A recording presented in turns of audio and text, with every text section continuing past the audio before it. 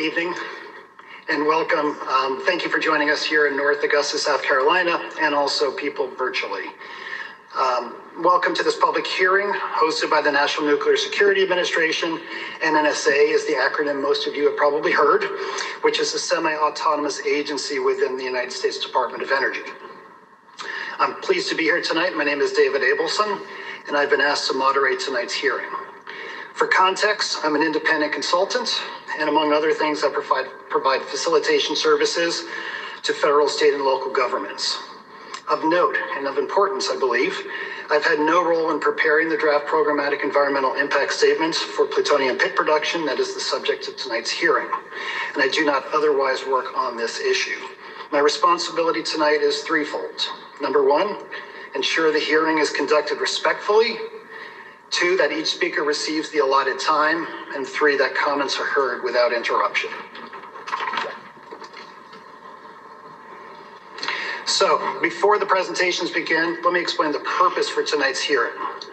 In compliance with the National Environmental Policy Act, NEPA is an acronym you might have heard, and the requirements of the settlement agreements, NNSA has prepared a draft PEIS for plutonium pit production at multiple sites. The notice of availability was published by the Environmental Protection Agency in the Federal Register on April 17th, 2026. And that notice started a 90-day public comment period. Comment period closes at midnight on July 16th, 2026. Now, earlier in the process, on April 10th, NNSA headquarters issued a press release. The Los Alamos National Laboratory issued notice via a system called Gov Delivery, and Savannah River Site issued notice via an environmental bulletin. Now, in addition to tonight, of all you here in person, tonight's hearing, as well as the one in Santa Fe on May 14th, those are also available for online participation. And as you can see up here on the screen, we do have people participating online tonight. Those who are online, your microphones currently are not muted, so please mute them yourselves so that we don't have any cross conversation and thus create some confusion and cut into what people are saying. Public comment period for this hearing is going to be recorded, and that's to prepare a transcript of the hearing. Responses to comments and any revisions to the PEIS will be included in the final PEIS. Okay, this slide here is for all of those who are joining via Teams. So all of you in the room, this is not for you. If you're joining via Teams and you want to see closed captioning, what you do is you select More on the toolbar, and then Language and Speech, and then turn on live captions. And captions are available in languages other than English. So let me repeat that. To turn on live captions, select More, Language and Speech, and turn on live captions. And you can also adjust your screen layout, select View on the toolbar, and choose your preferred layout, including full screen or focus on content. Again, View and choose your preferred layout. Do we have anybody joining us via phone? Okay, so this is for everyone joining via the phone. The presentation tonight is available on the DOE NEPA website at the Environmental Impact Statements page. That website address is, and I'm going to pause here for a second in case anybody on the phone needs to grab a pen. It is www.energy.gov/NEPA, NEPA spelled NEPA/NEPA-documents. So again, www.energy.gov/NEPA/NEPA-documents. And once you're on that page, there's a search bar, and put in the code 0573. Okay, here's tonight's agenda, and let me review it for people who are joining by phone, or if there's anybody here who has trouble seeing the screen. The presentation portion of the hearing will last approximately 30 minutes. Tim Fisher, who is NNSA Savannah River Field Office Deputy Site Manager, will provide opening remarks about the site mission and the role of pit production in that mission. Jade Fortner, who is from NNSA's Office of Plutonium Modernization in Washington, D.C., is the NNSA NEPA document manager for the PEIS, and she will summarize the draft PEIS. Comments will begin after the presentation is complete. Now, this hearing is scheduled to conclude at 8 p.m. local time, and it is now 5:35 local time. Tonight's meeting is a public hearing. Its purpose is for NNSA to summarize the draft PEIS and to hear your comments. There will be no question and answer tonight. So, in addition to Tim Fisher and Jade Fortner, Kristen Doors, the NNSA NEPA compliance officer, is also here to hear your public comments. And when you're speaking from the podium, Kristen will be one of the three people in front of you. Now, once Mrs. Fortner has concluded her presentation, I'll explain how to submit oral and written comments during the hearing and through the end of the comment period. So let me pause there and let me turn it over to Tim Fisher, Deputy Site Manager for the Savannah River Field Office.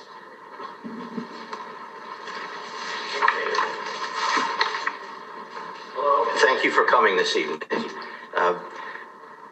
This is a hearing on the draft programmatic environmental impact statement for pit production, both here and at Los Alamos. I am, as David mentioned, I'm Tim Fisher. I'm the Deputy Site Manager here at SRS.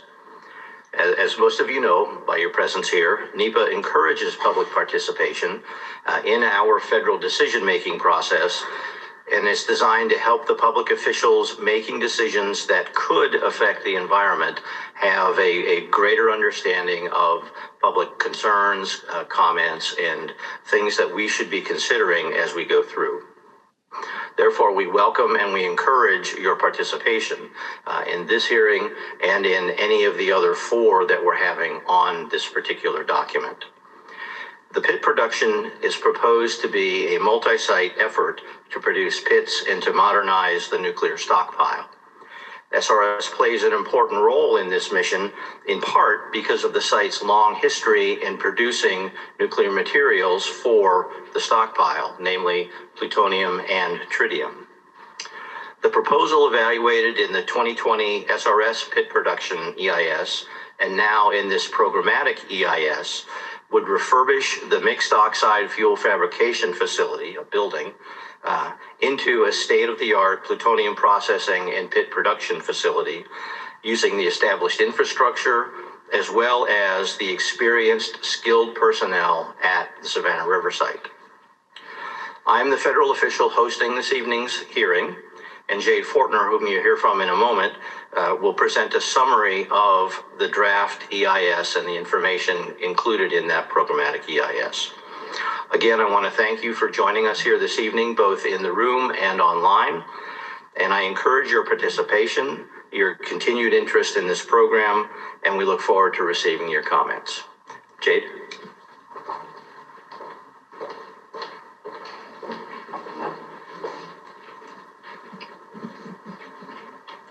Thank you, Tim. Hello and welcome to this hearing. My name is Jade Fortner, and I am joined today by Kristen Doors. Kristen and others in NNSA provided guidance during the NEPA process and independently evaluated the document and coordinated its review with other federal officials. This interaction included DOE's Office of Environmental Management and other NNSA offices across the complex. Your input and comments on the draft PEIS will be considered by NNSA and allow us to improve the description and analysis of alternatives, as well as their potential impacts in the final PEIS.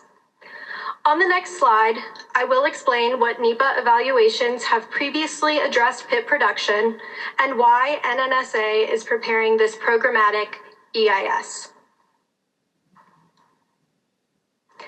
From 1952 to 1989, plutonium pits for the nuclear weapons stockpile were manufactured at the Rocky Flats plant in Golden, Colorado. Since that production mission ended, DOE's NNSA has evaluated the pit production mission several times over the last 30 years. The reviews have included both programmatic and site-specific reviews and decisions for Los Alamos and the Savannah River Site. As shown on this slide, site-specific reviews were prepared for pit production at Lanel in 1999, 2008, 2020, and also the recently issued 2026 LANL Site-Wide EIS, or SWICE. These reviews evaluated production up to 80 pits per year at LANL. A site-specific review of pit production at SRS was finalized in 2020. That EIS evaluated production of 50 to 125 pits per year at SRS. NNSA has conducted programmatic NEPA reviews that included pit production in both 1996 and 2008. In 2019, NNSA prepared a supplement analysis on the 2008 PEIS, which evaluated the concurrent pit production at LANL and SRS. In 2020, NNSA published amended Programmatic Records of Decision, or RODs, on the supplement PEIS that decided to produce 30 pits per year at LANL and 50 pits per year at SRS. They also published site-specific RODs for both LANL and SRS. After the publication of the 2020 RODs, plaintiffs litigated NNSA's decision. The result of this litigation was a settlement agreement, which was signed in early 2025 and precipitated the preparation of this PEIS. The settlement agreement includes several stipulations that are relevant to the PEIS currently under development. These include a scoping period that lasts for at least 45 days after the scoping meetings are completed. The scoping meetings were held online on May 27th and 28th of 2025. The scoping period ended on July 14th. The comment period on the draft PEIS started on April 17th and is required to be 90 days. This establishes July 16th as the last day to submit comments on the draft PEIS. This 90-day period is twice the statutory limit, or minimum, for the comment period duration. The agreement also identified the specific hearing locations as listed on this slide. NNSA is holding hearings in each of these 5 locations during the comment period.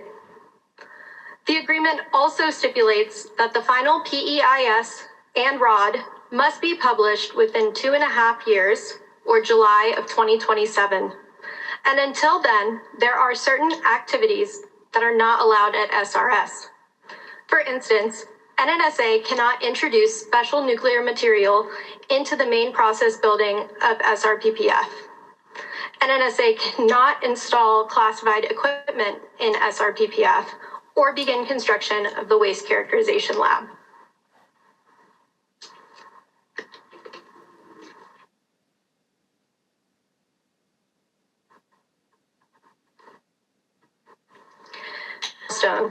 We are currently in the 90-day review period for the draft PEIS. NNSA plans to publish the final PEIS and ROD in early 2027 ahead of the July deadline.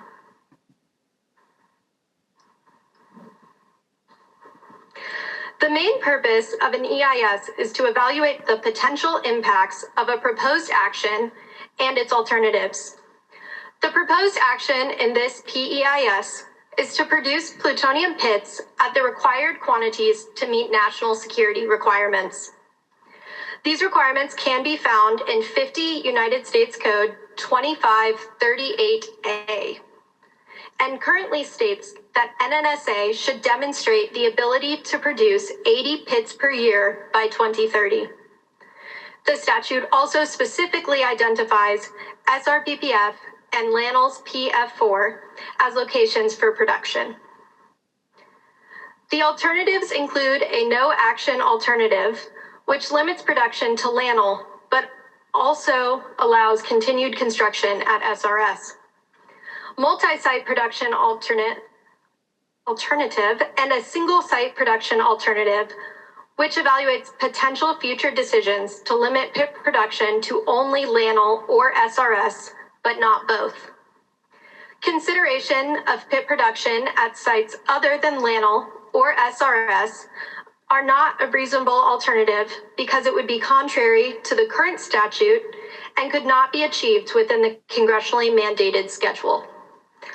The PEIS presents potential impacts for an analytical period of 50 years.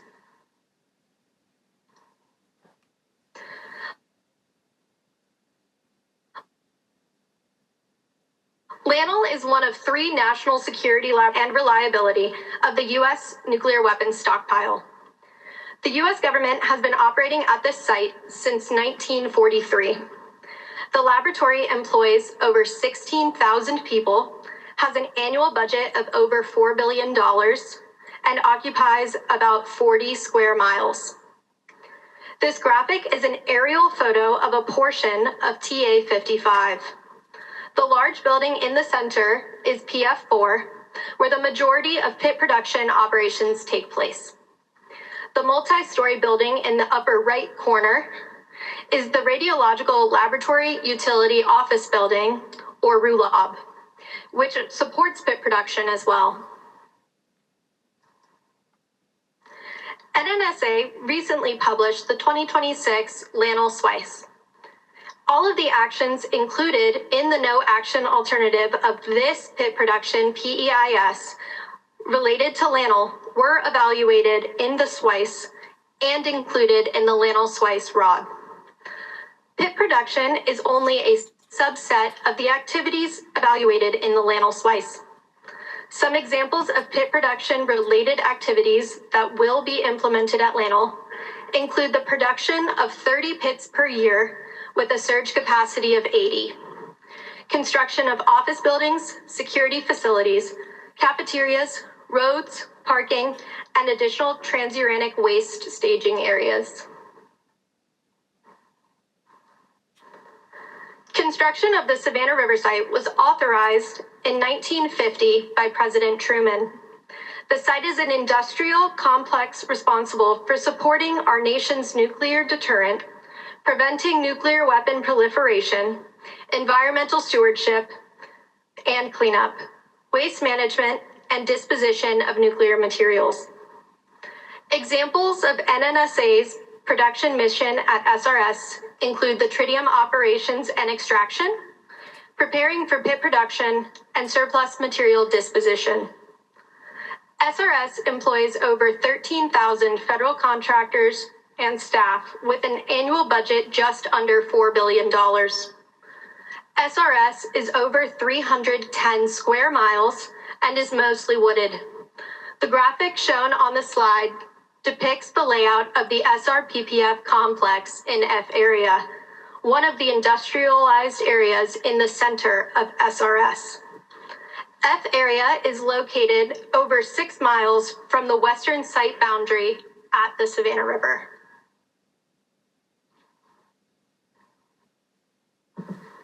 NNSA's published SRS pit production EIS and subsequent ROD in 2020 were published by NNSA.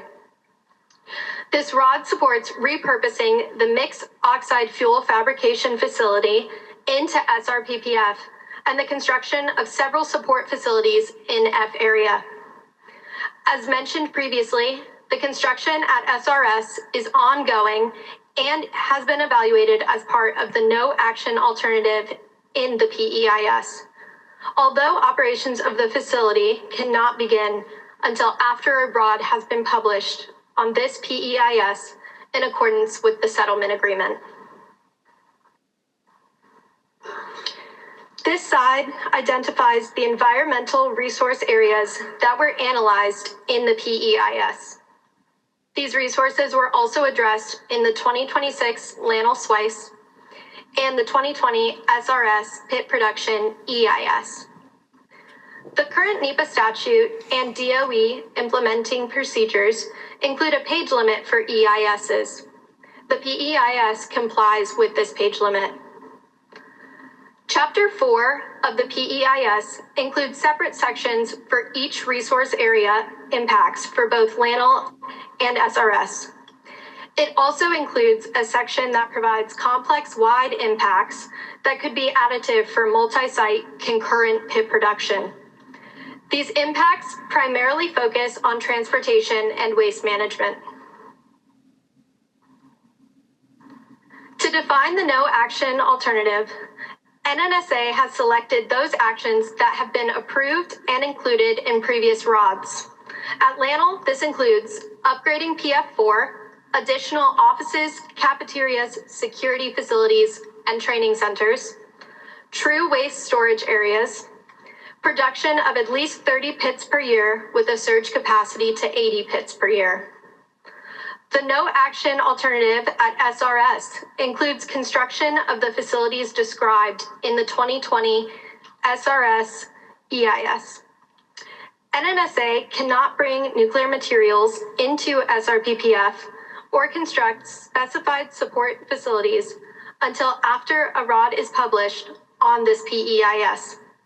Therefore, these activities are not included in the no action alternative.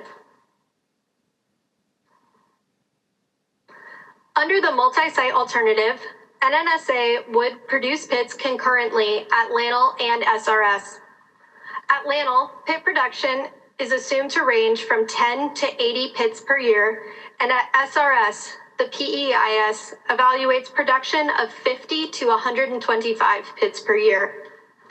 At the maximum annual production rates analyzed, NNSA could produce a total from both sites of up to 205 pits per year.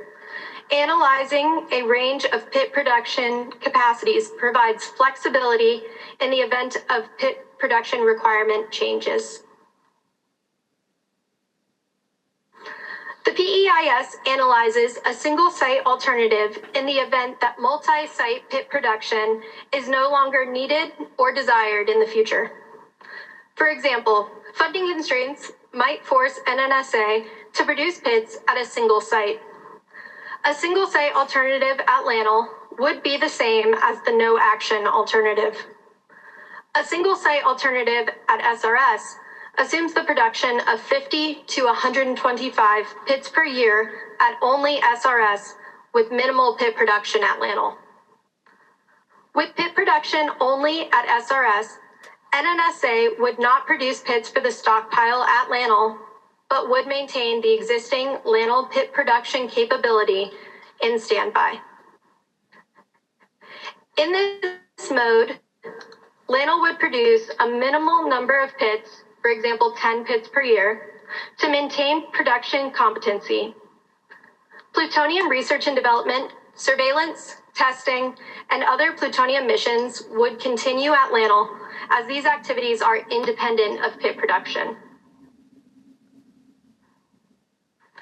Last year, NNSA established specialized teams to evaluate aspects of the pit production process at SRS and LANL to identify potential enhancements that could improve the overall pit production mission.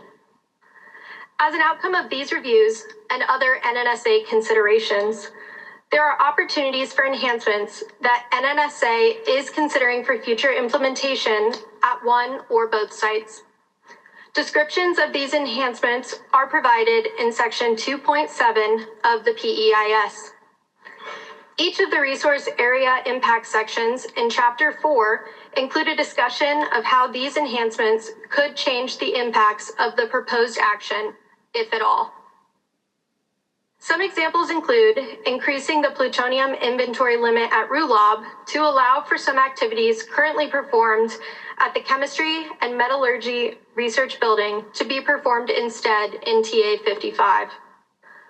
Using commercially available mobile waste compactors at LANL or SRS to size reduce true waste before sending it to WIP, and using the glove boxes and facilities in SRS's K area that were initially planned for surplus plutonium disposition to supplement capabilities at SRPPF for preparing purified plutonium.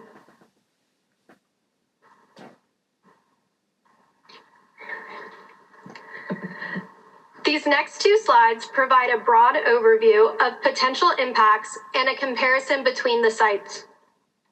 A tabular comparison of each alternative by site by resource area can be found in Section 2.9 of Volume 1 and in the summary of the PEIS.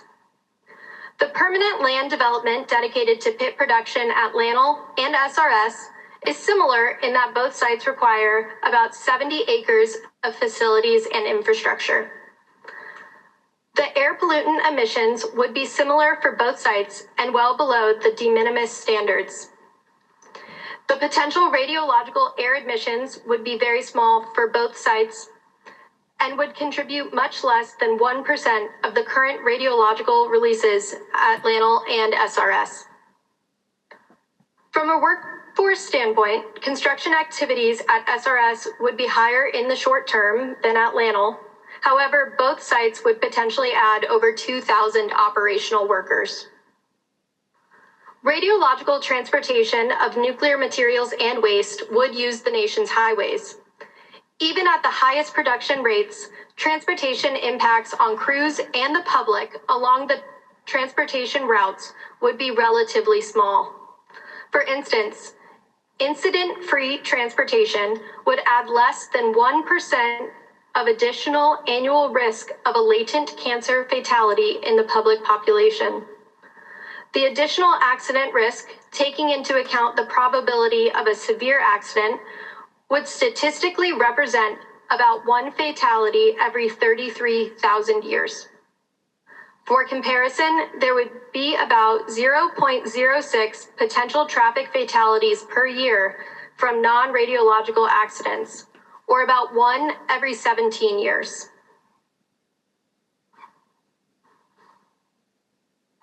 This slide presents the estimates for radiological waste volumes generated for the range of production capacities.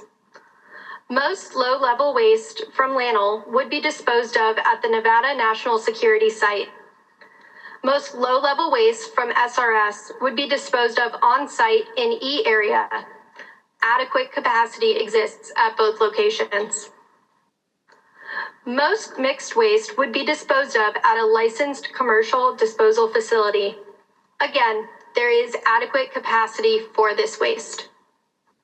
True waste is disposed of only at the Waste Isolation Pilot Plant in New Mexico. WIP is permitted under the WIP Land Withdrawal Act with volumetric and radioactivity limits. DOE's Office of Environmental Management operates WIP and reports annually on the amount of true waste projected to be disposed of.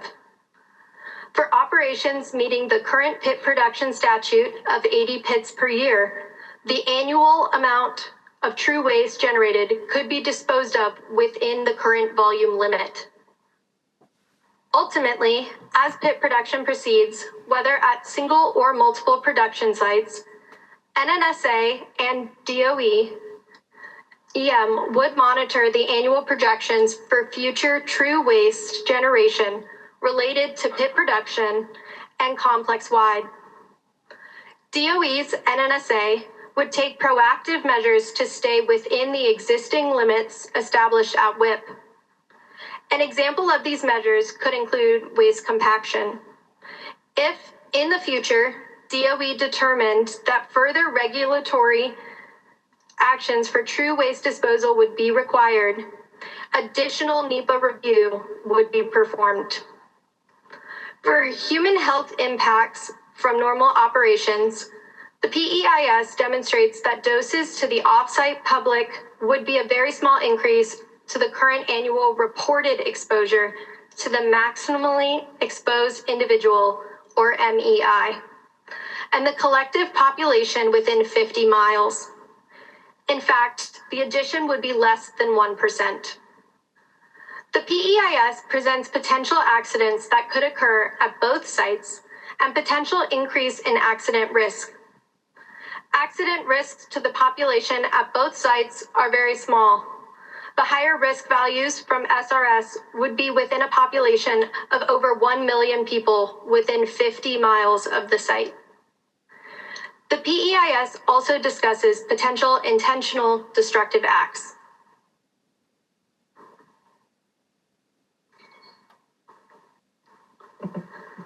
Section 4.3 of the PEIS presents the potential for impacts from operations at one site to be additive or combined with impacts of operations at the other site. If operating concurrently, in most cases, these impacts would not be additive. For instance, noise impacts at Lanel would not impact noise at the Savannah River Site. However, because transportation of radiological materials and waste would use the nation's highways, and some may be received at the same locations along the same roads, those impacts could be additive. Additionally, because these wastes may be disposed of at the same location, the impacts related to waste disposal capacity could also be additive. The PEIS addresses these potential impacts. This concludes my presentation about the draft PEIS. I will now turn control of the hearing back to David. Thank you for your time and your participation. Thank you, Jade, and thank you, Tim. So, a couple of things. I see people taking pictures of the slides. They will be posted on the DOE NEPA website, so you can get good, clear. I thought they were up already, but apparently we're still checking on it. Apparently they may not be up quite yet, but they will be. Let me give you the address where you can find those. And I said it earlier for people on the phone, but I just want to make sure that if people want to find that, it's www.energy.gov/NEPA/NEPA-documents and put in the code 0573. So I've seen a lot of you taking photos. You'll get a much better version than your photographs. So, tomorrow morning? Okay, they will be posted tomorrow morning. Okay, so it's on the Department of Energy NEPA website. It'll be tomorrow morning. So now we're going to begin the formal public comment session.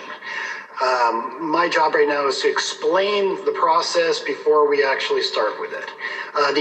And it says on the website, and I've been told as well, that late comments will be considered to the extent practicable. Now, all comments, whether it's oral or written, will receive equal consideration.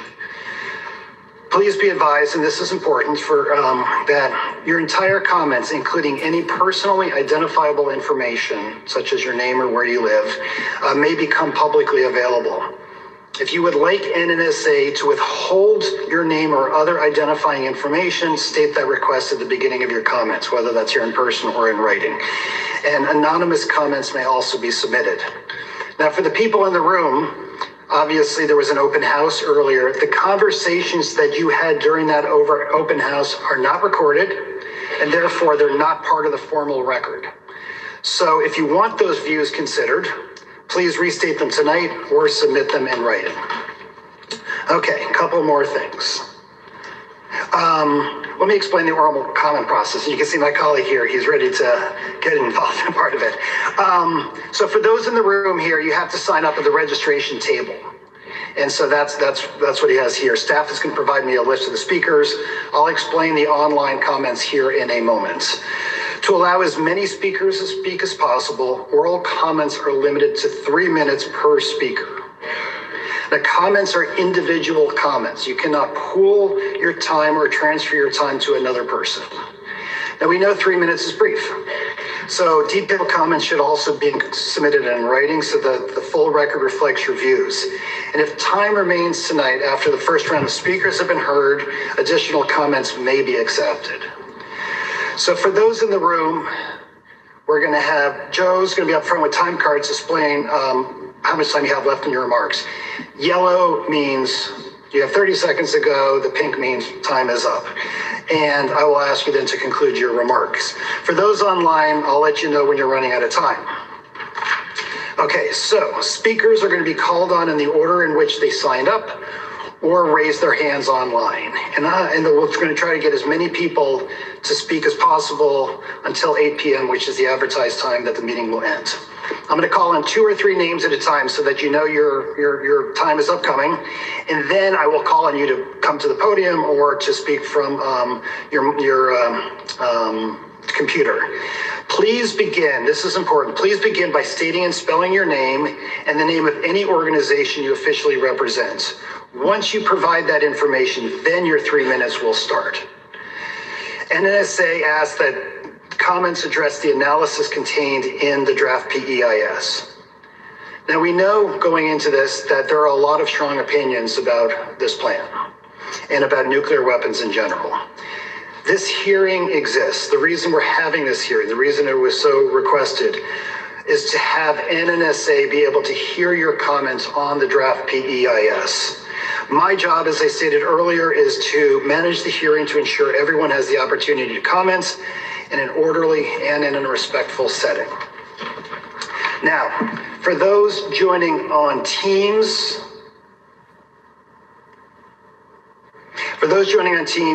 the way you speak, you will select raise hand icon on the toolbar to indicate you wish to comment, and you can see some people have done that already. When you're called on, unmute your microphone using the toolbar icon or in the participant panel. And for those on the phone, you dial *5 to raise your hand, and then when I call on you, you dial *6 to unmute the line. And it might take a moment for all of this to get worked out once I call on someone. Once you're unmuted, like people in the room here, please state and spell your name and then begin your comments. So, we're now at the beginning of the formal comment session. Tonight's federal official, as Tim announced, is Tim Fisher. Are there any questions about tonight's process? Just the process, not anything else regarding the PEIS. Yes, please. Will the oral comments also be available to us to go back and listen to? No. Yes, Tom. You said that written comments have to be emailed or mailed. I have them tonight. Can you tell them? Yeah, you can give them to one of the NNSA officials. The three that are in front of you, Tim, Kristen, and Jade will take those for you. Anything else about comment period tonight? Okay, so what I'm going to do is we have a lot of names here. I am going to... Okay, so we got names. What I'm going to do is this. I'm going to I'm going to start in the room here, and then I'm going to do some people in the room, then we'll go online, and we'll go back and forth, but I'm not going to do a one-on-one. I'm going to block them.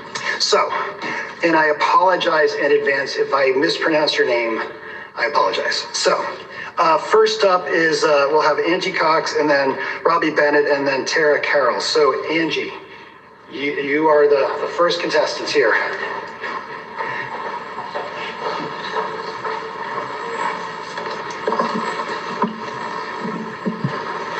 My name is Angie Cox, ANGIECOX, and I am here on behalf of the Augusta Metro Chamber of Commerce. Good evening. My name is Angie Cox, and I serve as President and CEO of the Augusta Metro Chamber of Commerce. The Augusta Metro Chamber of Commerce serves to represent the business community throughout the CSRA on matters of local, state, and federal policy, and for many years has served as a strong advocate in support of the missions at Savannah River Site. These positions of advocacy have included the endorsement of NNSA's plans to utilize SRS as a secondary site for pit production by converting the mixed oxide fuel fabrication facility. The Chamber provided comments to that effect when NNSA published its intent of the pit production PEIS in May of last year. This evening, I am here to endorse the findings of the draft PEIS, which recommends NNSA's multi-site alternative as the preferred alternative based on national policy and considerations of environmental, economic, technical, and other factors.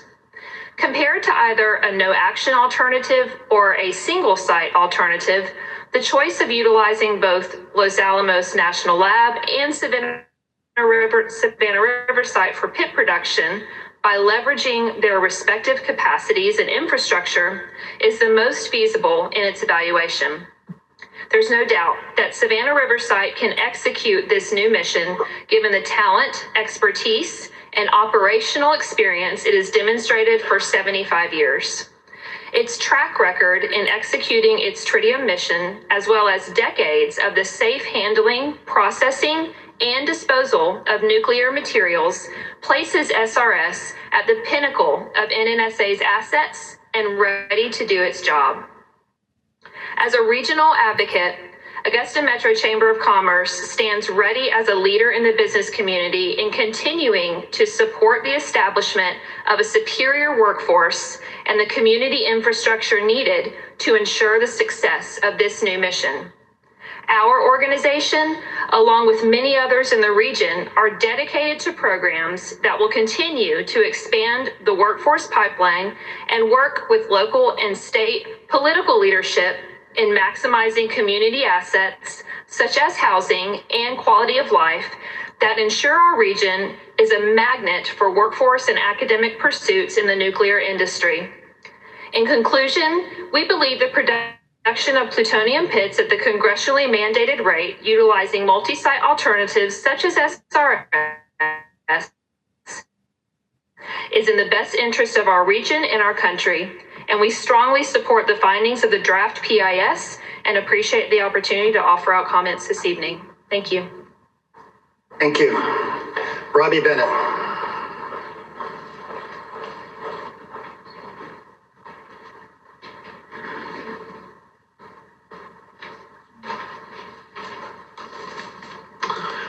Robbie Bennett, R-O-B-B-I-E, B-E-N-N-E-T-T, representing the Savannah River Site Community Reuse Organization.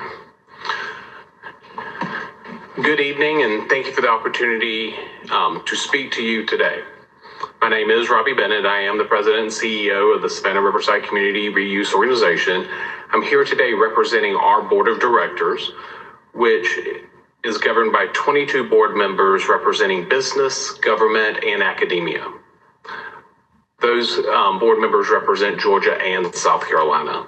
The CRO is a 501c3 organization charged with developing and implementing a comprehensive strategy to diversify the economy in our designated 5-county area. Our 5 counties are Allendale, Barnwell, Aiken counties, Richmond County, and Columbia County on the Georgia side. A core aspect of our mission is to support new missions at Savannah River Site and ensure Savannah River maintains its role as part of the nation's national security structure. There are very few sites in this country that is as well positioned as Savannah River to take on a mission like the plutonium pit production facility. On behalf of our board of directors, I want to express our support for the plutonium pit production here at SRS. Let me tell you a little bit why. For 75 years, Savannah River Site has been a cornerstone of this region, not just as a major employer, but as a trusted partner in safety, service, and progress. From Aiken to Augusta, from our rural communities to the urban core, we have witnessed firsthand how the people of Savannah River have quietly and consistently helped keep our country safe. For many in our region, there is a silent pride knowing the role our area plays in national security. That is something that needs to be spoken very loud and very proud. Supporting defense mission is something our region knows well. One example, Savannah River has carried out the tritium mission for decades, managing nuclear materials with precision and care. The contractors and employees have done so while maintaining a steadfast commitment to environmental stewardship, supporting our schools and communities, and investing in our communities. We see this new mission as more than just a national security imperative. We see it as an opportunity to build on our legacy of excellence, an opportunity to bring in new jobs, an opportunity to bring in new skills and new investments to the region, and to continue changing this region for the better. In 2024 alone, Savannah River Site supported local business throughout the Georgia, South Carolina area to the tune of over $438 million. That's livelihood for a lot of people in this region. The goal for us is making sure we reinforce the vital role Savannah River plays to our economy. The plutonium pit mission serves at Savannah River comes with a promise of significant economic growth. We've heard over 2,000 jobs. That's not counting the thousands of construction jobs coming in that are long-term here for the duration.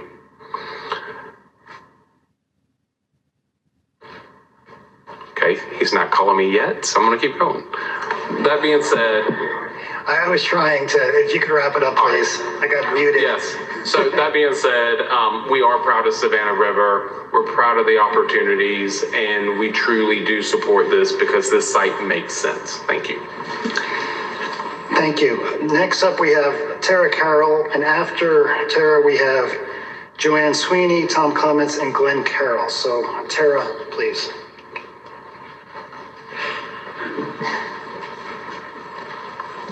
Tara Carroll, TERRACARROLL, North Augusta Chamber of Commerce.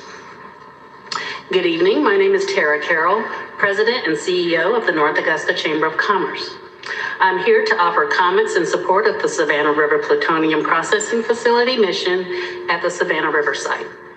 The North Augusta Chamber of Commerce represents businesses, employers, nonprofit organizations, and community partners across our region.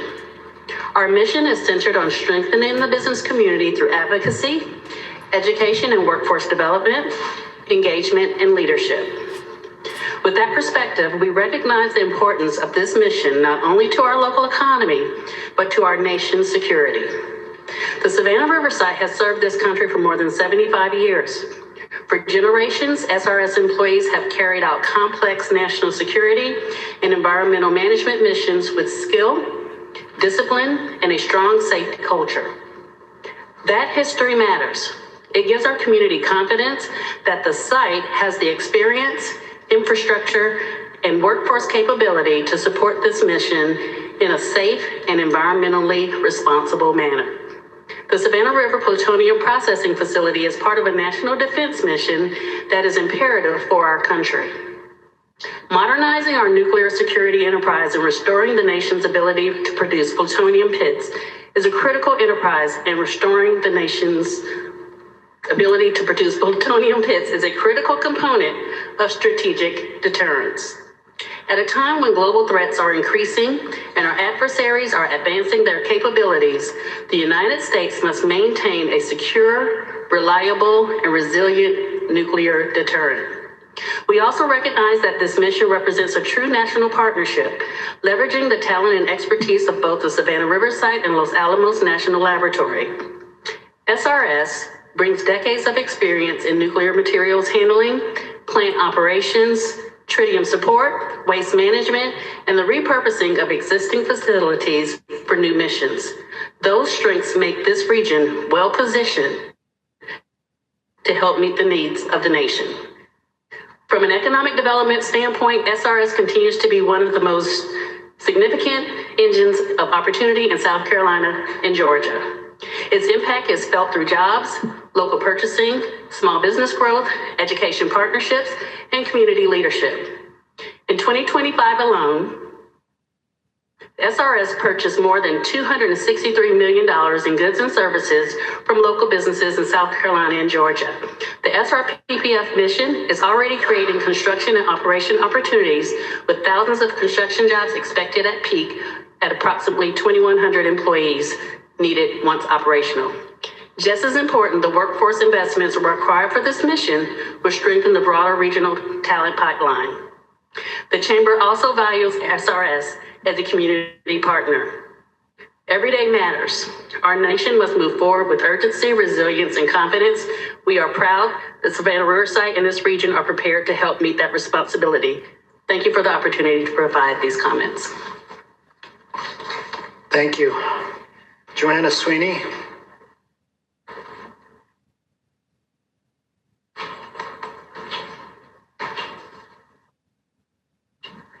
Pardon? Okay. All right, my name is Joanne Sweeney, JoanneSweeny,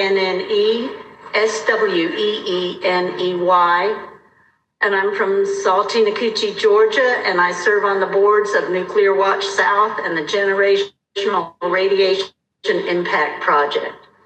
I speak on the record for this hearing for the love of all our relations, my 13 grandchildren, and the future generations. My firstborn grandchild was 2 years old when he came with me to this space to oppose plutonium pit production 22 years ago. A true national security is the result of a healthy, well-educated citizenry focused on environmental restoration, clean water, and international cooperation for sustainable life on Earth for your family and mine.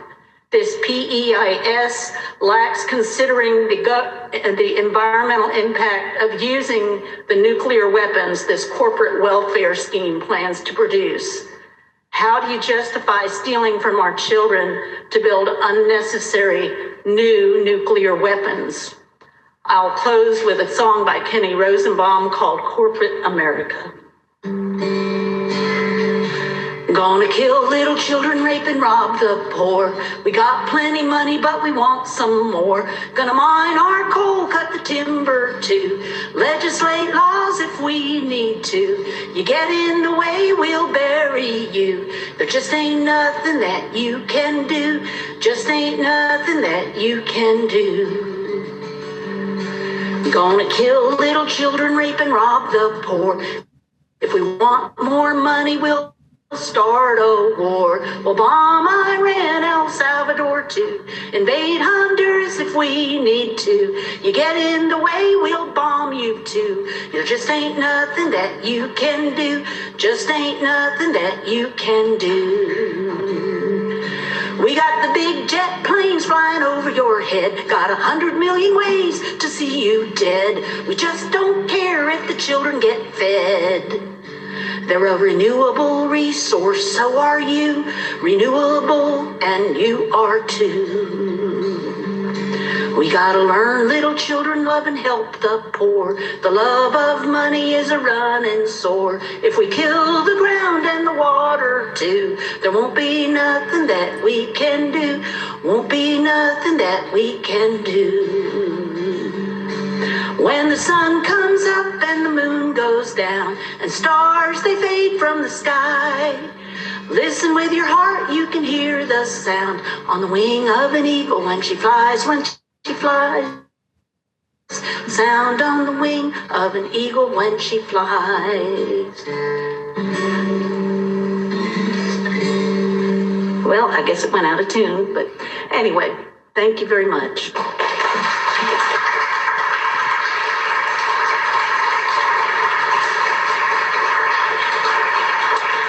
Tom Clements and then Glenn Carroll.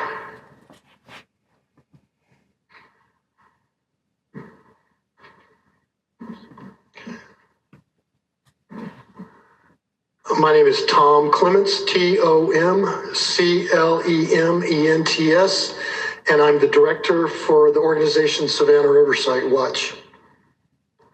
Good evening, my name is Tom Clements, and I'm the director of SRS Watch, which is a public interest nonprofit organization. I'd like to thank everyone for being here tonight. We are all here due to the efforts of public interest groups that brought a federal lawsuit in June 2021 demanding the programmatic EIS.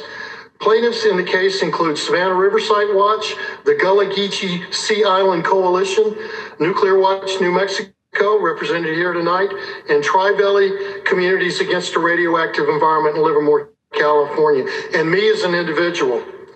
The South Carolina Environmental Law Project did a superb job in representing us. Your attendance here is a tribute to the importance of the work of public interest groups in holding decision makers accountable. Without the groups who brought the PEIS lawsuit, none of us would be here right now. Thank you for being part of the PEIS process that we fought so hard for. In its ruling of September 2024, the court said the court is unconvinced defendants took a hard look at the combined effects of environmental impacts of their two-site strategy. But even assuming they did, their decision not to prepare a supplemental EIS was arbitrary and capricious. The court mandated settlement agreement, which was mentioned, of January 2025 between plaintiffs and NNSA, clearly states the DOE and NNSA will conduct a new PEIS to address all the deficiencies identified by the court. So the question before us, did NNSA address all the identified deficiencies in the draft document, and will the final PEIS be adequate? I'm going to mention 6 deficiencies, then I'll close. No evaluation of environmental impacts of dumping low-level nuclear waste into unlined trenches at Savannah River Site. No review of transuranic waste storage capacity at SRS beyond the 2 to 3 year surge capacity. So what happens in the event that the WIP disposal facility is closed for a lengthy period of time, which has happened? Lack of documentation by NNSA on the need for new plutonium pits, as research into the aging of plutonium pits is extremely tardy and woefully lacking. From a security, budget impact, or arms control perspective, production of 80 pits per year is a concern. But what, other than a nuclear arms race or profit, justifies 205 plutonium pits per year produced? This leads to more national insecurity, not security. The draft PEIS fails to analyze a true no-action alternative, which would be no new pit production. And finally, in the fiscal year 2027 DOE budget request, what justifies $2.5 billion for the SRS pit plant next year, or its $30 billion price tag, which is going to make this the most expensive building in U.S. history? I contend that the rush to spend these vast amounts of money is not justified, and as I said before, leads to more national insecurity. Thank you very much, and I'll turn my comments in for the record. Thank you.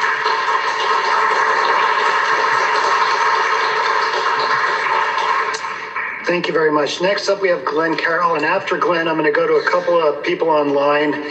After Glenn will be Cassandra Fralix and Tayaba Sadig. I apologize if I got this wrong. Thank you. My name is Glenn Carroll, G-L-E, N as in nuclear, N as in nuclear, Carroll, C-A-R-R-O-L-L. I'm coordinator of Nuclear Watch South, an all-volunteer statewide environmental organization based in Georgia. With me is my lovely assistant, Leah. Thank you. Oh, great, my glasses are fogged up. Okay, now I'm going to start. I've participated in every environmental impact statement about producing nuclear weapons since the United States' only plutonium pit factory was permanently shut down following the 1989 FBI raid on Rocky Flats for environmental crimes. The fallout from revelations about Rocky Flats was far-reaching. It prompted the shutdown of all 5 plutonium and tritium production reactors at Savannah River plant and exposed the extent of environmental contamination and vast inventory of lethal radioactive waste still needing to be addressed. Thank God and the Nixon administration for NEPA, the National Environmental Policy Act, for providing this legal forum for citizen review and input on major project proposals. NEPA mandates a transparent environmental impact statement process to create a comprehensive document required to analyze all foreseeable impacts of a proposed project. Now, thanks to NEPA, we the people are being consulted about nuclear weapons manufacturing. In stark contrast to the U.S. Congress, which allocated $2 billion to the Manhattan Project, employing 600,000 people without any knowledge whatsoever that they were funding the development of nuclear weapons. Our draft PEIS appears to have been contrived to support the conclusion that it's A-OK to manufacture plutonium pits, stating repeatedly its reliance on a congressional mandate. But NNSA's approach misses both the spirit and the letter of NEPA. Congress, as the people's elected leadership, must have top quality analysis to comprehend the true consequences of resuming plutonium pit production. For example, in response to an EIS for a modern pit facility at SRS in 2004, Congress defunded the project. Significantly, the draft plutonium pit production facility, PEIS, lacks analysis of the environmental impacts of using the product that it says can be produced with acceptably low environmental impact.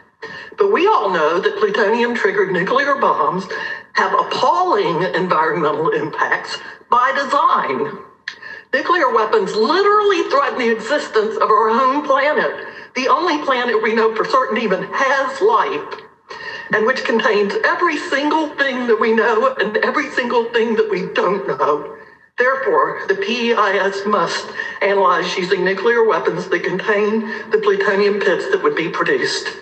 The PEIS must also include a no-action alternative to quit the pursuit of plutonium pits and dedicate sufficient resources to the missions of cleanup and environmental restoration. Thank you for hearing me.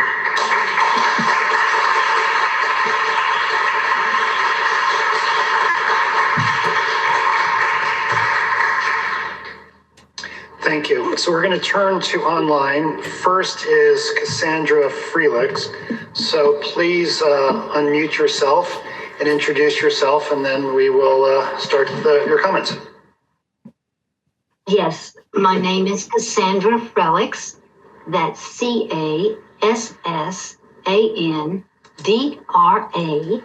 Last name Fralix. I have spent a long time, decades, speaking to those in power about the horror of nuclear weapons use and the environmental problems that these weapons and their development create. I have watched decade after decade as promises made to workers and communities around nuclear sites did not hold. I've heard individuals speak of the travesty that they have experienced around these, especially Savannah River Site. I have nothing against those who work in the industry. I'm here because I want to say something simpler. I want to say that this PEIS is a remedy, not a precaution. A federal court found the government was building a nuclear weapons production facility for years, spending billions of dollars without performing the environmental analysis the law requires. This is not a technicality. That is the government deciding that its own schedule mattered more than our right to be heard. The workers at Rocky Flats, which I have heard speak personally right there in Augusta, were told the same things. Workers here are being told today, and that is that it is safe, that it is necessary, that is managed. The FBI and the EPA raided that facility in 1989, shut it down permanently. Workers carried the health consequences for the rest of their lives, and the community carries the contamination. The Savannah River Site already holds more radioactive waste than any other Department of Energy site in this country. More waste than any other site in this country. The state of South Carolina has called that waste the single greatest environmental threat in the state. And rather than making cleanup the priority, here we are discussing adding plutonium manufacturing to that burden. Independent scientists have concluded there is no demonstrated need for new pits to maintain our existing nuclear arsenal. These pits are for new weapons. That is an escalation, not maintenance. The people there in Aiken and Augusta who want to support our country and protection must understand that this is an acceleration, that this is not something that will be beneficial. If you could wrap up, please. Yes, I'm asking that we treat this review as what the court intended it to be, a reconsideration, not a formality. And I want to raise one issue. I haven't heard I'm anyone gonna discuss need you to wrap the up. earthquake. The earthquake. We have had lots of earthquakes, seismic issues here in Lexington. Please, Ms. Freilich. Yes. Ms. Freilich, we have a lot of people in the room here, and we're trying to get everybody to speak by 8 p.m. So I'm going to need to ask you to wrap up.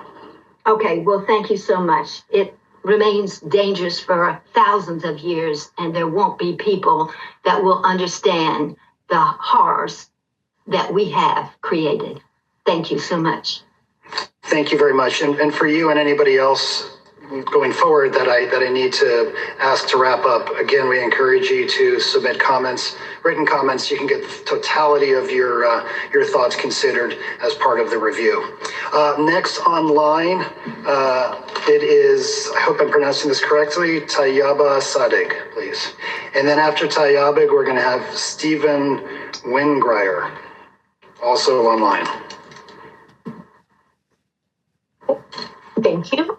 My name is Tayyaba Sadik, and I am a software developer, and I've lived in South Carolina for 25 years. And as a developer and a concerned neighbor, I'm here to warn against what is being proposed for our community as well as our country. And what worries me so much is not just the cost of those plutonium hits, it is the convergence.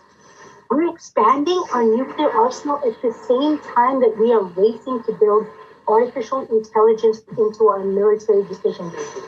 And as someone who works in technology and whose friends' children have been killed by the likes of Project Lavender and Where's Daddy, I can tell you AI systems cause weapons to enact atrocities.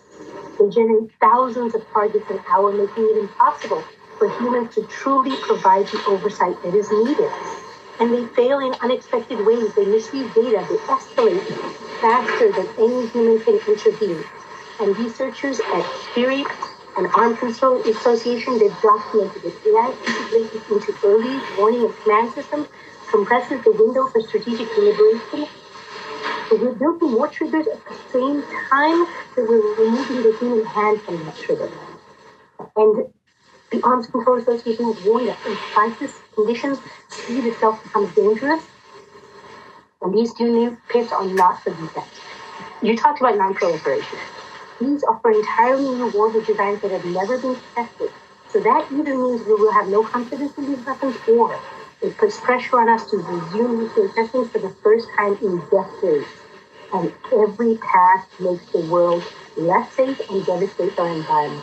Russia and China have already said that nuclear testing by the United States will cause them to, quote, act accordingly. And the cost should shock all of us, of course. That's tax money literally taken from food of our neighbors or hospitals for our communities. Again, those are true, beneficial, highly skilled jobs. And I need this agency to stop expanded pit production and to redirect those resources towards cleanup, towards diplomacy, and towards the future that our children deserve. I need NNSA to include a true no-action alternative where no new pits are made in the final PEIS. And we as people, we know that we're capable of extraordinary things. So let's stop destroying today and build that future. Thank you.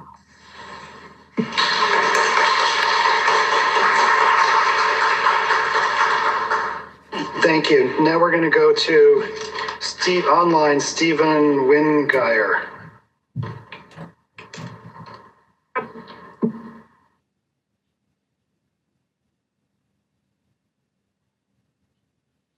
Stephen, it looks like you're still muted. Is that correct?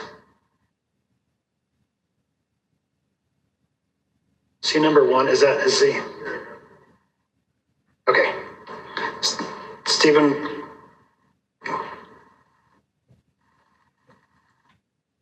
Stephen, we cannot hear you if you are speaking.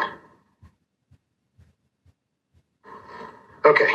Stephen, I'm gonna call on a few people in the room, and then I'll go back to you. You have not lost your spot. So in the room, the next three are Jay Coughlin, Leslie Minor. Thank you. I apologize. I wasn't sure that was a D or an A. And Donald Moniak. So Jay, please.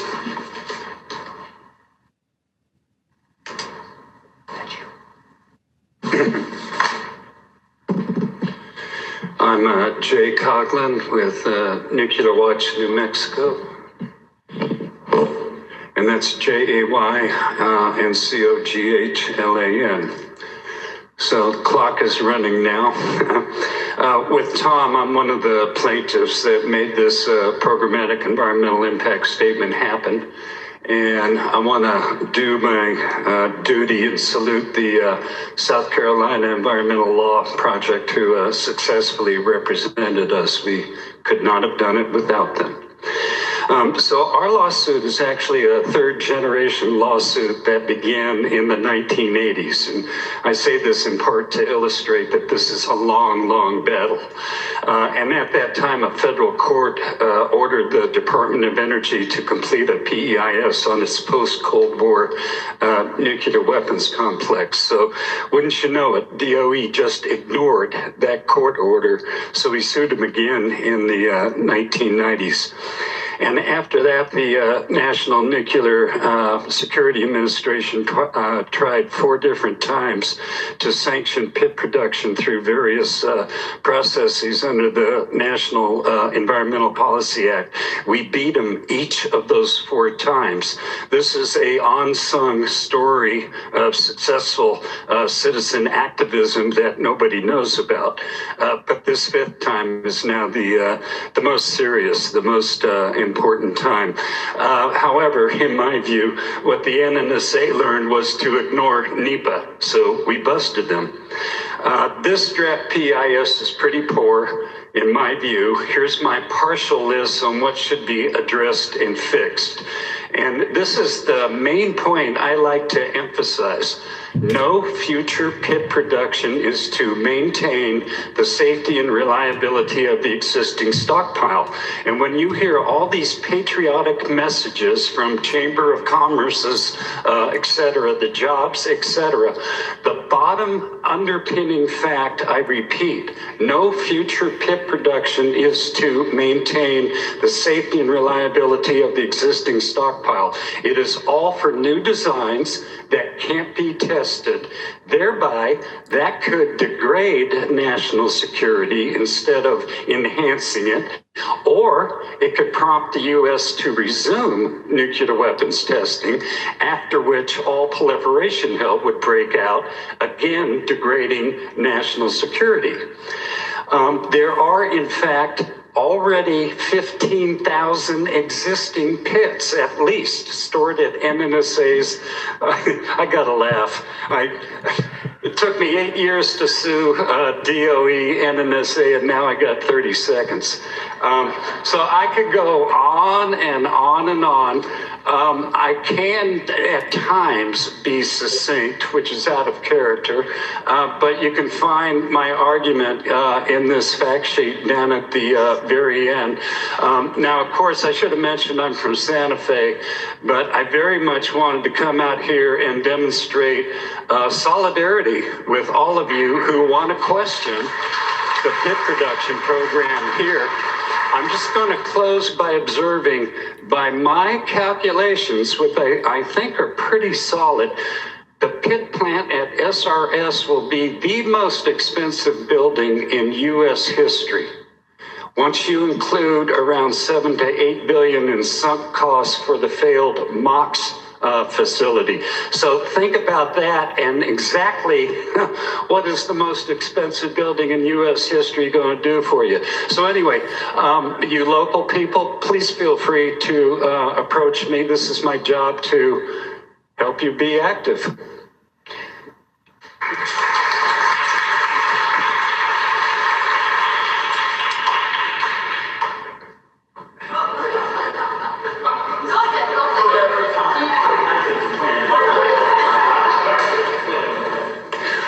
Leslie, and then Donald Moniak. Oh, my glasses. Oh.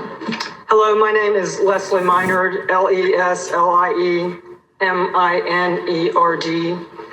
Okay, so my understanding is that NNSA's latest scheme is for the DOE to take well-tested, healthy plutonium pits, of which there are thousands, as Jay mentioned, dissolve some of them, make new plutonium kits without proving that spending billions, trillions to redesign our nuclear arsenal will in any way benefit our national security. Logically, such actions would likely do the opposite by creating more homeless nuclear waste. We do have a homeless problem here. By giving away even more countless dollars to defense contractors, by potentially instigating the resumption of nuclear testing, and at the same time, starting a new international arms race. I am not the only one seeing the parallels between George Orwell's 1984 and today. The population of Oceania, like ours, was taught war is peace. The enemy's name changes, but there is always an armed adversary attacking us that we must defend ourselves against no matter what the cost. The population is trained to believe that freedom is slavery.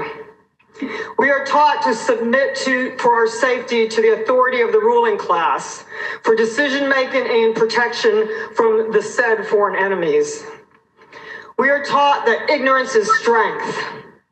We are indoctrinated to believe that our bliss is dependent on submitting to the teachings of the authorities, instead of examining facts, history, and alternative viewpoints, if you can find them. This plan was ignited during the Obama administration and has been embraced by both the Biden and Trump administrations. The leaders of the red and blue team love war because it makes them and their friends lots of money.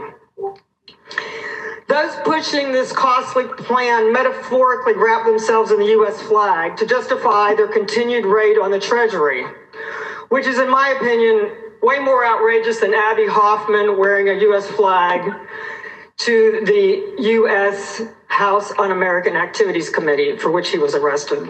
I think there's some other people that maybe, okay, never mind. Okay, so people on the left and the right and in between are tired of all the career politicians who, some with no term limits, I guess death is their term limit, who put the wants of the military oligarchy before the wants and needs of the people of this country. They are angry that our government is being controlled by the military-industrial complex that Eisenhower warned us of. They are tired of our tax dollars being spent and wasted on forever wars and forever weapons production. Plus, they are tired of and are no longer fooled by all the rampant fake patriotism. Instead of throwing fuel on the smoldering flame of a potential World War III, the DOE should instead do something really patriotic by not burning through even more of our money and instead maintain our existing well-tested nuclear weapons stockpile and clean up the radioactive waste at the many sites around the country. This is a jobs program we should all get behind. Thank you.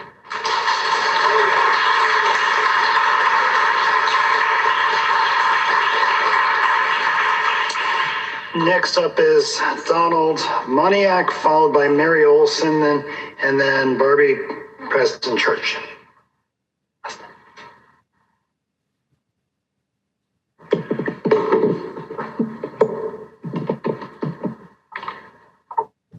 Good evening. My name is Donald Moniak. I'm a citizen of Aiken County. These are my preliminary comments on the pit production PEIS. 28 years ago, Senator Strom Thurmond wrote to the Department of Energy that plutonium is not for amateurs. Since that time, more than 12,000 SRS workers have received compensation for their occupational exposure in the 20th century. And since that time, the nature of plutonium has not changed. It remains highly toxic, subject to fires, and chemically difficult and challenging. It was once described by one Los Alamos scientist as a physicist's dream and an engineer's nightmare. This accounts for the expense of the project. Existing plutonium workers at SRS are not amateurs, but a PU pit workforce will be composed of rookies in the fields of plutonium foundry and machining. And it will be trained by the same Los Alamos experts that have failed to get much beyond the rookie stages, as the expertise from the Rocky Flats era has faded. DOE fails to specifically address the unique hazards inherent in plutonium foundry work and machining, hazards that would be new to SRS. There's no discussion of difficulties faced during the 3 decades of pit production at Rocky Flats. In this EIS, DOE should explain how the shortcomings in the Rocky Flats conduct of operations will be and must be avoided in modern pit production operations. Second point I'd like to make is the second failure of the CIS are the oblique references to the true purpose of the program, which is to meet the demands of nuclear warfare planning. There are frequent discussions on the issue of aging, but minimal references to the military demand for more advanced weaponry for the current arms race. Yes, pits are growing older. This has been a concern since the 1990s, but the knowledge gained since that time still only leaves pit aging as a serious enough concern to cast uncertainty on the future of the pit arsenal. If aging provoked urgency, this program would be operational by now. Aging is not an issue of whether the bombs work or not, it is an issue of how well they work during nuclear warfare. I will add that the aging concerns are exacerbated by the fact that pits have not been stored in ideal conditions for the past 3 decades, as promised in Record of Decisions of 1996. And this EIS DOE borrows from the Nuclear Posture Review to state that if deterrence fails, then objectives must be met. So what is meant by this? What are the objectives? The obvious answer is nuclear warfare planning and implementation objectives. The sentence should be extended to reflect this reality, stating, then the objectives of nuclear warfare planners must be met. Thank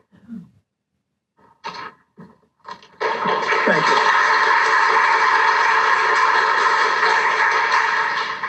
Mary Olson.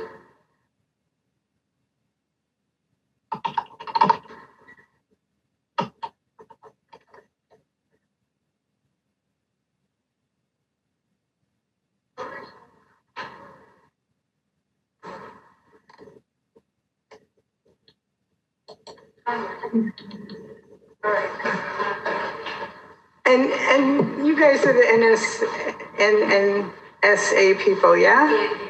Yeah, okay. Okay, I was asking a personal question. My name is Mary Olson, and that is MaryOlson. I am the founder and CEO of Generational Radiation Impact Project, but in interest of time, the acronym is GRIP. So I'm glad to be here tonight. This is a 30-year anniversary for me. I first entered this room in 1996 with the Surplus Plutonium Disposition Program meeting. I don't think it was a EIS yet. I think it was just a public meeting, an opportunity to get to know you here in this area. But this area has not been a stranger to plutonium. Plutonium is a word that everyone in this area knows and understands. But I bothered to drive here tonight to share some news. But before I do that, I need to say to our fine people who are here from NNSA that I'm really very disappointed that you do not have a no-pit alternative. I really think that a NEPA process that claims to have no action should have a true no action. But what I want myself is a third action, because it certainly would take action for our great nation to join half the world in the Treaty on the Prohibition of Nuclear Weapons. And I have had a wonderful opportunity to participate in that accord coming into existence. And you may not know about it, but it's only 10 pages long. So look it up, read it, enjoy the fact that there is a growing number of people who are uniting to say, we don't need these things. But my news, I traveled to bring you news about plutonium.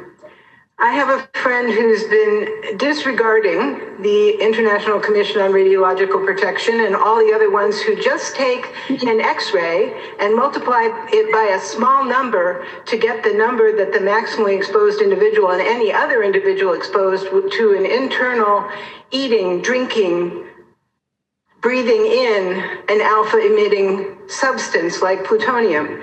They take an X-ray and multiply it by 20. That is pure fiction.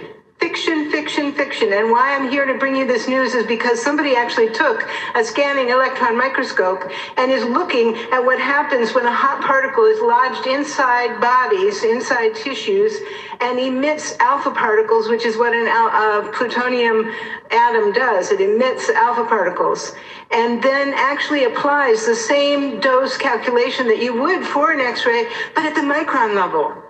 And through observation, we now have published work that is showing that they're off by 1 million to 10 million times compared to taking an X-ray and multiplying it by 20, which is what's in this supplemental EIS. I'm quite sure if you go way far down, you'll find that the maximally exposed individual, which sounds like maybe only one person is exposed. No, the whole region is going to be exposed because you are new to pits. You don't know that the machining process makes fine particulate, and that fine particulate can build up in the buildings like it did at Rocky Flats. I'm sure they're going to have new systems, but it self-combusts, and fire does not neutralize plutonium. You know this. So as it comes out and becomes respired, I need you to know and understand that your children and your elders and you yourself are off by 1 million times on the evaluation in this SEIS. Please hear me. This is news. It's published. You can ask me for it. I'll send it to you. Thank you. Is Barbie Poston Church, BARBIEPOSTONCHURCH. I come from a nuclear family. I was born in Aiken, South Carolina. My brother was born in Aiken, South Carolina. My father worked at Savannah River Plant, Los Alamos, Hanford, and met my mother in Tennessee at Oak Ridge. They married there. Mother was already working as a chemist in the war effort to extend gasoline so the planes could fly further to drop their bombs. They came to Aiken. He continued to travel until I was 5 years old, at which point he decided the horse farm that I needed was more important than his travel, and went to work for DuPont, who was then running SRS. Later, my brother also worked for SRS. My ex-husband worked for SRS. His father worked for SRS. I am from a nuclear family. One thing that I learned is that strength through power with nuclear is not possible. That's not how this works. It's destruction. My father died in 1991, and we were compensated for his death 5 years later due to his exposure to plutonium. My brother, they call it being crapped up. That's what they call it at the plant. It's not being polluted. It's not being contaminated. They call it being crapped up because that's exactly what it does to your life. My brother was crapped up in one of those glove boxes so badly, they kept him. They took the top layer off of his skin. I've never seen a whiter human in my life. They shaved his body. When he did come home, they kept him. When he did come home, he was sent home with containers. Everything that exited his body went into containers for 3 months. After 3 months, it stopped. He was okay. He was promoted to a supervisory position to compensate him for his injuries. When Westinghouse took over Savannah River Site, he was offered a compensation package to retire early because he was not qualified for a supervisory position. Being crapped up didn't qualify you. So I speak today in opposition to the pit processing facility. We don't need more nuclear weapons. We don't need more death. We don't need more mass bombings like Nagasaki and Hiroshima. That's not what we need. We need peace without nuclear weapons, without the pollution. My God, the pollution at SRS, 33 million gallons. Give me a break. The tanks on the tank farms they talk about are leaking. Okay, I'm going to wrap it up. Thank you for having me, and thank you all for being here.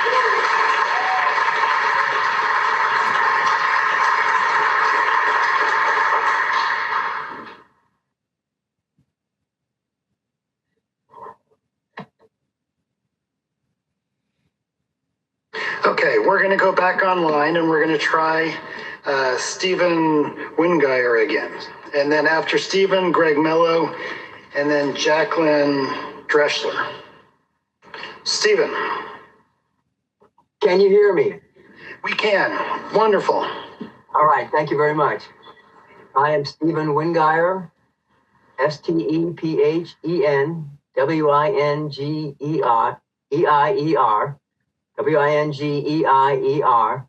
I live in Atlanta. I'm on the board of Nuclear Watch South. Here's my statement.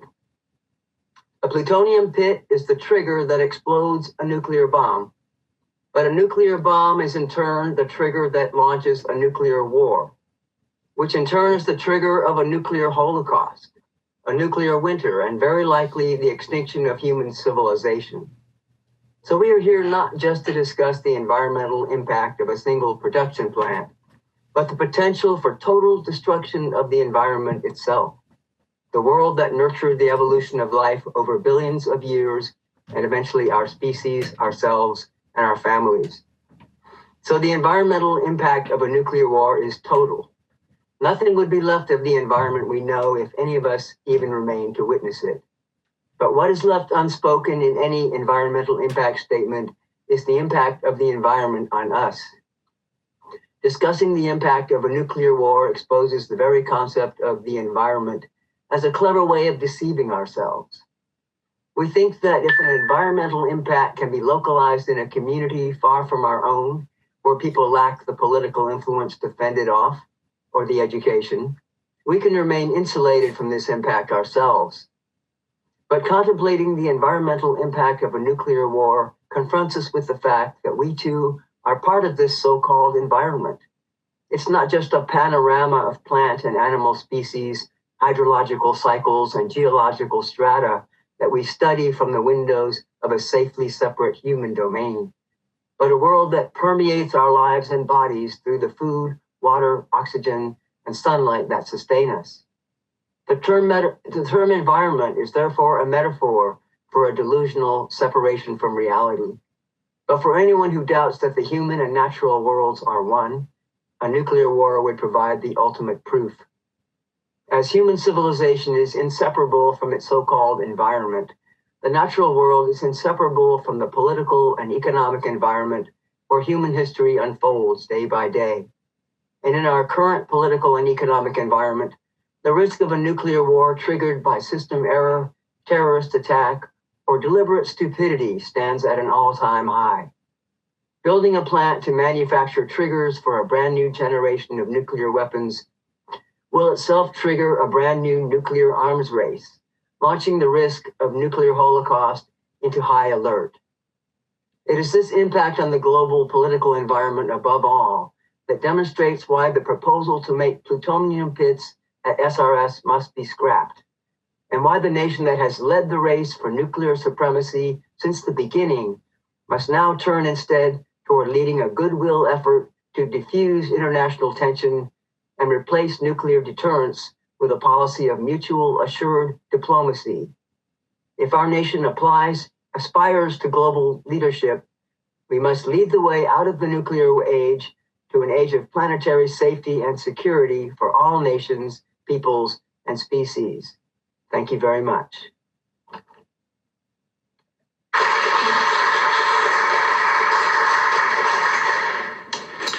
Greg Mello, who is also joining us virtually. Good evening. My name is Greg Mello. I am the director of the Los Alamos Study Group in Albuquerque, New Mexico. There's a terrible echo here. We will post these summary oral comments and other written comments that we will submit to NNSA at lasg.org. Please write me if you have any questions. I've come to speak in favor of the SRS single site alternative, or alternatively, the capability-based variant of the multiple site alternative, which is nearly equivalent. This alternative would provide enough flexibility and capacity to fulfill NNSA's mandates, assuming a nuclear arsenal the present size or smaller, at the minimum possible investment, environmental impact, and nuclear production. It would enable the delay of pit production to the maximum amount available in this process. The fiscal year 26 National Defense Authorization Act at Section 3112 requires that LANL have a capability to produce at least 30 pits per year, and SRS the capability to produce at least 50 pits per year. The all LANL alternative is neither legal nor physically possible. LANL alone cannot maintain any realistically foreseeable arsenal, and in addition, it jumpstarts the nuclear arms race that so many speakers this evening have eloquently condemned, as do we, and as we have for the last 35 years. In every alternative NNSA analyzes in this draft PEIS, an adequate SRPPF would be built. There are no reasonable production alternatives that do not involve the timely completion and startup of SRPPF. Call me if you have questions. To meet the new legal requirement, SRS production could be kept at the minimum level necessary to demonstrate a 50 pit per year capability. If deemed necessary, production could be expanded. Hopefully it would not be. Hopefully production wouldn't be necessary at all. But that's honestly unlikely. So SRS production beginning no earlier than 2035, 9 years from now, is sufficiently timely to address any pit aging issues that might arise. The single site alternative, if chosen, would help prevent a nuclear arms race during the coming decade while not foreclosing maintenance of a nuclear arsenal. I assure you, everyone in this audience, Congress is not going to foreclose the maintenance of a nuclear arsenal. It behooves us all to work to prevent a nuclear arms race and to achieve compliance with the NPT, which requires Greg, I need you to start to wrap up, Greg. Oh my gosh, okay. To negotiate and then to achieve the elimination of nuclear arsenals. With that, I will conclude. Thank you very much.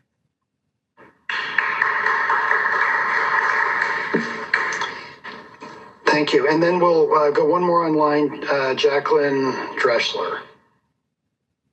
Hello there, can you hear me? Yes, we can. Okay, my name is Jacqueline Drexler, JACQUELYN DRECHSLER, and I'm just a person. I'm not here representing any group. I am here to not support this. Plutonium is known to cause cancer, and it kills. And then you have the bombs. When will it be enough? The United States already has 90 tons of weapons-grade plutonium, already has 600 tons of weapons-grade uranium, has tons of tritium, already has 35 million gallons of high-level liquid waste in underground tanks that leak at the Savannah River Site. The Savannah River Site is listed as the third most polluted waterway in the United States. The pit is to be sited on the banks of the Savannah River, which empties into the Atlantic Ocean. This river must be protected. These waters are the drinking supply for 1 million people downstream of the site.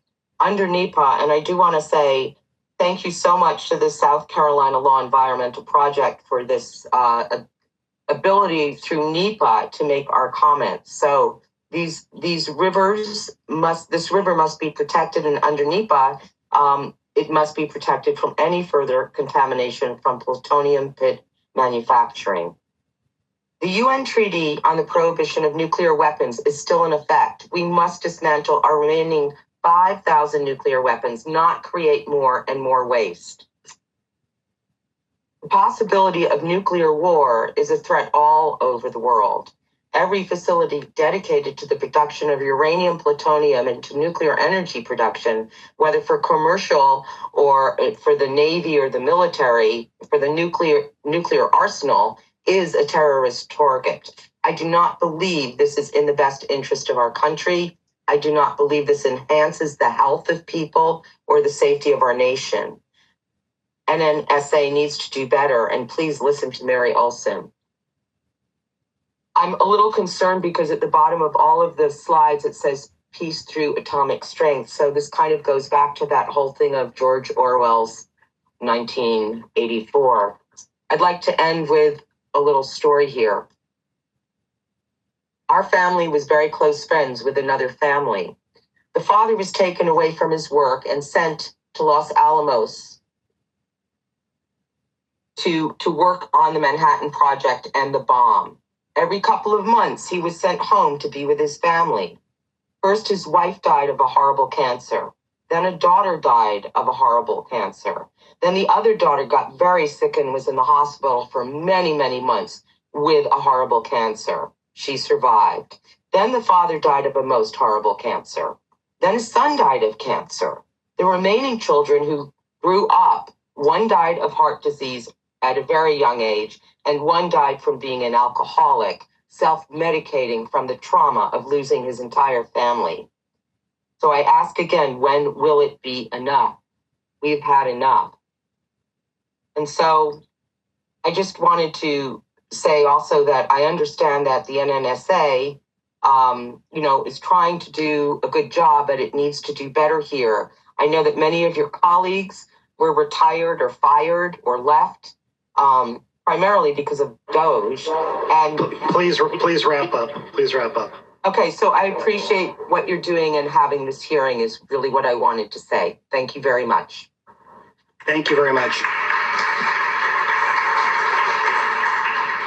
Okay, we're going to return to the room here. Next up will be Rob McHugh, Allison Hamilton, and Priscilla Preston. So Rob, you're first.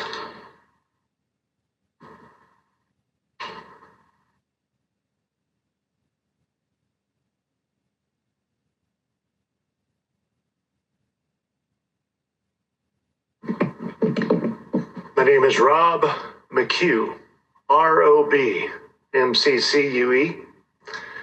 So I'm here as a longtime member of Carolina PEIS Resource Center and a lifelong resident of South Carolina. So I live an hour away, and the proposed manufacturing and transport of newly designed and unproven plutonium pits for newly designed 450 untested warheads at the designated Superfund site of Savannah River Site and Los Alamos National Laboratory strikes me as insanely reckless. Plain and simple. We're talking about pure and simple weapons. We're not talking about jobs. Jobs could easily be created by cleaning the mess up. That is a jobs plan. Y'all talking local jobs. Local jobs can exist by cleaning up the mess that has been made. And I understand it's a hard time right now to be in any part of this current regime, this current administration, with cuts happening left and right, and everybody's head on the chopping block, and everybody looking over their shoulder. It's not a great stand and place to be managing such a delicate operation. So I appreciate the complexity of things, but it's always been complex. So the recent wildfires, Hurricane Helene, and the mentioned earthquakes have shown us that environmental catastrophes are on the rise, and these pose additional dangers for the already risky process of plutonium pit production. And in light of these major climate events, tens of billions would be better spent cleaning that mess up.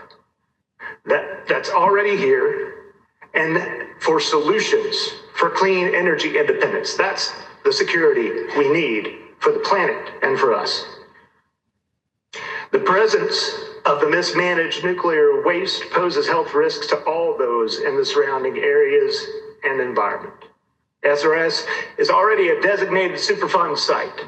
So it's highly irresponsible, highly reckless to even consider pit production where there's already 10,000 containers of nuclear waste in existence. So, and you propose to add more waste to that. Thank you. So I'll end with this. I come and stand at every door, but no one hears my silent tread. I knock and yet remain unseen, for I am dead, for I am dead. I am only 7, although I died in Hiroshima long ago. I'm 7 now, as I was then. When children die, they do not grow. My hair was scorched by swirling flame. My eyes grew dim, my eyes grew blind. Death came and turned my bones to dust, and that was scattered by the wind. I need no fruit, I need no rights, I need no sweet nor even bread. I ask for nothing for myself, for I am dead. For I am dead. All that I ask is that for peace, you fight today, so that the children of this world may live and grow and laugh and play. By Nazim Hikmet Ram.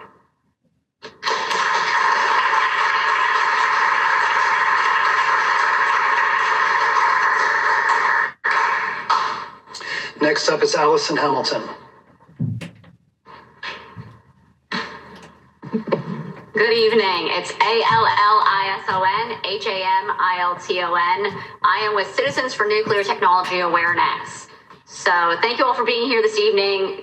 It is important that the community have a chance to have a voice on the input, the questions before us tonight. My name is Dr. Allison Hamilton. I am the Executive Director of Citizens for Nuclear Technology Awareness. We are located in Aiken. We represent the CSRA. We are a grassroots nonprofit organization that includes hundreds of community members and businesses. Nuclear technologies relates not only to national security and energy, but to health, the environment as well. CNTA is in this community to educate and advocate for nuclear's safe and effective use. Our organization continues to endorse the plutonium pit production mission at Savannah River Site. Savannah River Site is ideally situated for the pit production mission. For 75 years, SRS operation contractors have set the global standard for nuclear safety and security. SRS has demonstrated the ability to conduct production scale nuclear operations in a safe, secure, and environmentally responsible manner. Opponents to siting a plutonium processing facility at SRS have indicated environmental concerns and waste management challenges. Waste associated with plutonium production have established disposition paths as either low-level radioactive waste or transuranic waste. No additional high-level waste will be generated at SRS. The experts who continue to ensure the safety of all missions at SRS live in our communities. They are our neighbors. The idea that this project will have dramatic impacts on our community or the environment is simply not realistic. SRS has been the leader in the DOE complex in environmental remediation and waste management. No one can argue with the successes that SRS has achieved in waste treatment and processing. These environmental cleanup efforts will continue under the direction of skilled site workers. SRS is a production facility. It will continue to be a key contributor to the defense of our country through the siting of a new pit production facility. This project is a partnership that will leverage talent from individuals from our own communities. There is no safer place than here at SRS to house this necessary and urgent mission. Thank you for your time tonight. Thank you. Next up, we're going to have Priscilla Preston, followed by Jimmy Henderson, and then Penny Wilgerot. I apologize if I got some of those names wrong. My name is Priscilla Preston, Priscilla-Preston. Thank you for this opportunity to speak out against the production of new plutonium pits. There are multiple reasons for not producing new pits, such as one, the existing stockpile does not need an upgrade because pits have a minimum functionality of about 100 years, and the existing ones are only 43 years old. 2 new plutonium pits would be used for new weapons, such as the W-87 ICBM and the W-93 sub-launched warheads, not existing weapons. Pit production cost would be about $1 billion each year for the next 6 years. There is no safe way to dispose of the radioactive waste. DOE is legally required to remove plutonium from South Carolina, not add plutonium because of pit production. Planned plutonium pit production for the next 50 years violates the 1970 Non-Proliferation Treaty. And the NNSA plans to ship nuclear cores across the length of U.S. interstates without informing residents. And that is my main concern tonight. It's on the risk to the people along the routes where plutonium would be transported. SRS is over 1,200 miles from the Pantex plant in Texas, where the pits will be assembled into new nuclear weapons. With the plans to produce plutonium at SRS, transportation routes will be expanded, especially through crowded metro areas like Atlanta, Memphis, and Oklahoma City, which increases the risk of accidents.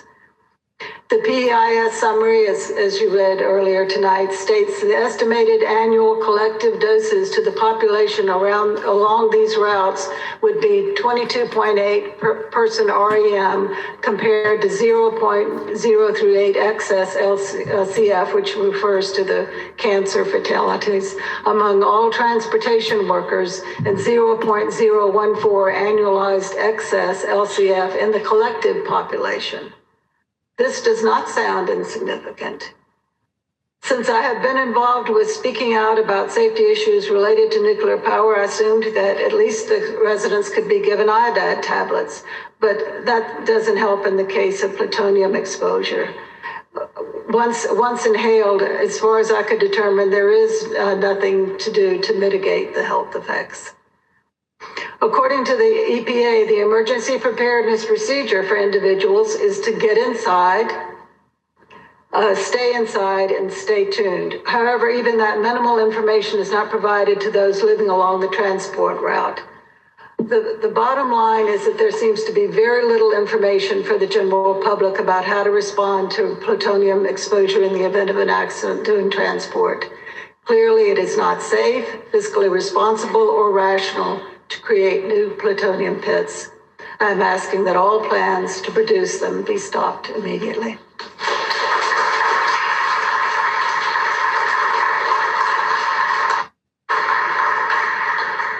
Next up, Jimmy Henderson, and then Penny Wildegrat.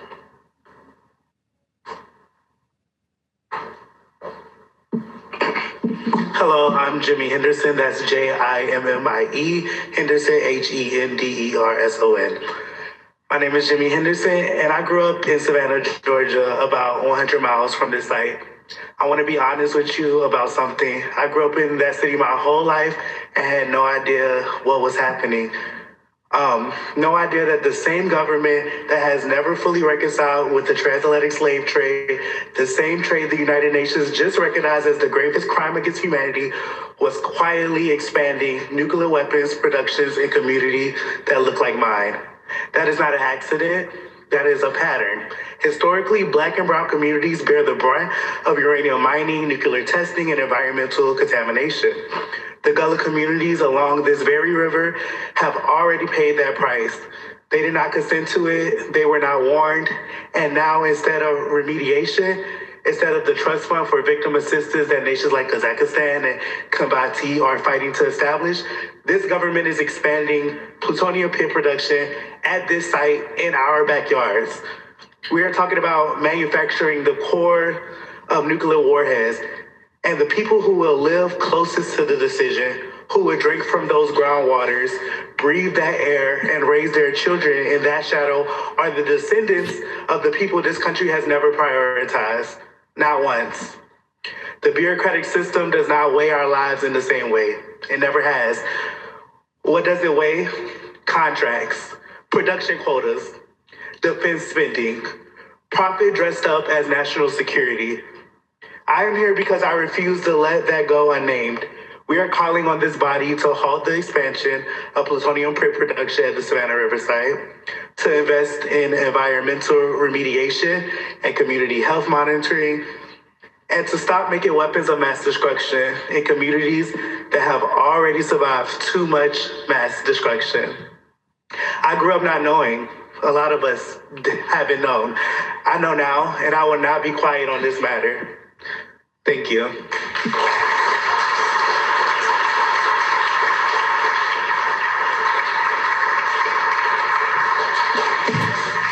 So as Penny comes to the podium, after Penny will be Ashley Greenlaw Moore, and then Hunter Knopfsinger, and then Pete LaBerge.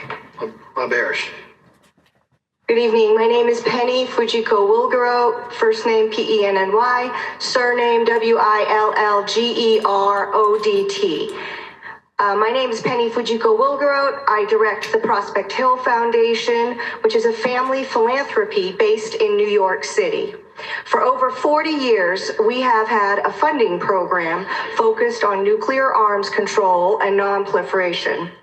We are here today joining with scientific experts, local community leaders, and our patriotic colleagues to express our concern and dismay about the plan to resume and scale up the production of plutonium pits. The expansion plan is ill-conceived and completely unnecessary.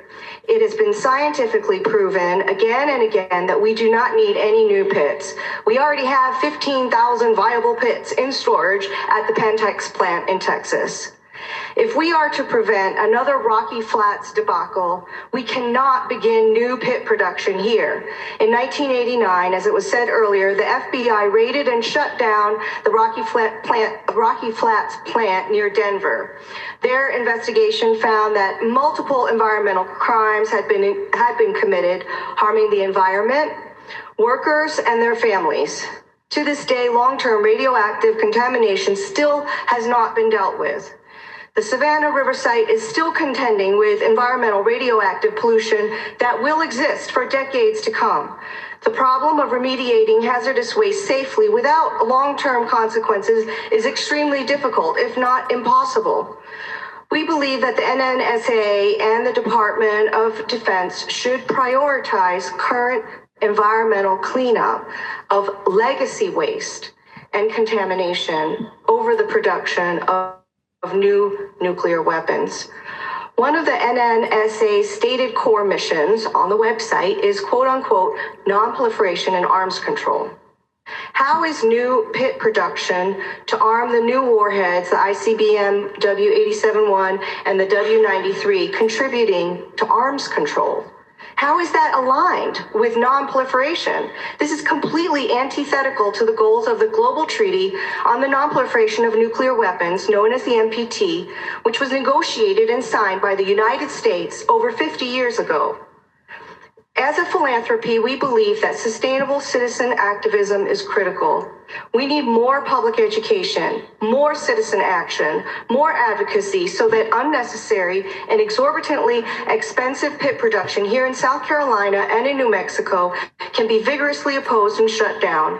There should be more independent funding available for residents in both locales to understand the long-term and short-term harmful consequences of producing this unnecessary and extremely toxic material. I want to conclude by citing Dylan Spalding's report from almost a year ago, published by the Union of Concerned Scientists. Quote, producing new pits would not only be expensive, time-consuming, and logistically challenging, but is also technically unnecessary and politically destabilizing. There are other ways to improve security without the risks and costs of producing new pits. Thank you.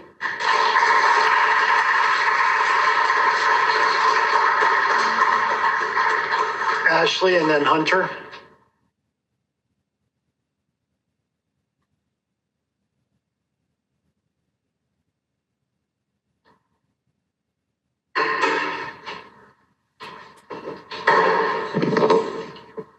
Thank you. Good evening, guys. Excuse me, my emotions are really going crazy. My name is Ashley Greenlaw Moore, ASHLEYGREENLAW-MOORE. I'm here to represent myself. These are the most uncalled for and absurd pits that we are not needed, plus we don't need any more nuclear bombs. You say that you are familiar with and know enough about plutonium pits. There are secrets you don't want to tell us, that you don't want us to know about. You don't want to tell us. We will know what you are hiding. We know everything that we need to know because it's public knowledge now. And what you have in your so-called diaries, there are fumes and poisons that spread whenever the wind blows. It will not only affect people who work there, it will also affect people who live close by and people who live outside the perimeter. It will get into the lungs, liver, and bones that will cause sickness and cancer. When it rains, the chemicals are held down by groundwater. We don't have to vote for it to be political. I'm not saying that voting is not important. Lost my space, hold on. I'm saying that when we use our voices, we are voting as long as we use our voices loud and strong. You are using our taxpayer dollars. You think we're broke now? Keep this up and we will not be able to afford food, healthcare, doctor visits, and medication. You obviously didn't do enough research that is specific or detailed. Plus you didn't cross all your T's and not dot all of your I's. You don't know enough information about each individual. Our bodies are part of the environment because of the oxygen that is in our bodies. DOE, how dare you? If you allow this to go on, including all of the lies, we are and will stay on you. If you think that we are protesting now, keep this up and we will protest. The protest will grow and get bigger. You will want us to be quiet. That will never happen because our vote and voices matter. Plus our voices will get stronger and louder, where we will be screaming. We are not only pissed off, ticked off, and livid. We are passionate whether you like it or not. The unidentified trucks that are carrying and transporting equipment that has poisonous chemicals that can and will leak. So if you think that making and creating these new pits will help, do your research. Go deeper than you have before. I know I'm about to cry because I'm not just mad. Yeah, I'm mad, but I'm passionate. We don't have to wait to go to the voting booths to vote. We can use our voices to vote, well, as long as they're strong and loud. Regardless whether y'all like it or not, we will never be quiet, regardless of what politics go on, especially with this crazy and absurd administration. Y'all are acting just like it. And Rocky Flats is now. Ashley, I'm going to have to ask you to close, yeah. I will. Let me say this last thing. Rocky Flats is now a national wildlife refuge. They're treating those animals like they treat us. They don't give a hoot. Thank you.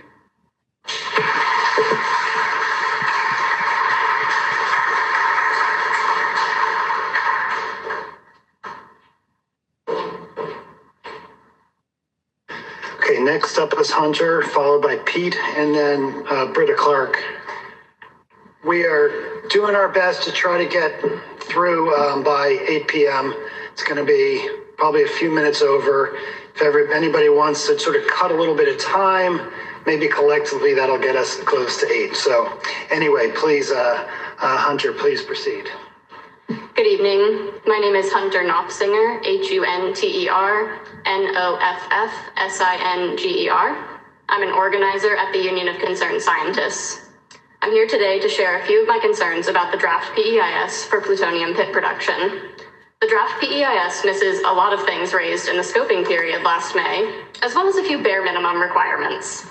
First, the PEIS as drafted does not include enough consideration for the impacts of plutonium pit production across other sites such as the Kansas City plant, the Waste Isolation Pilot Plant, the Nevada National Security Site, and Lawrence Livermore National Lab, as is the whole purpose of this programmatic environmental impact statement.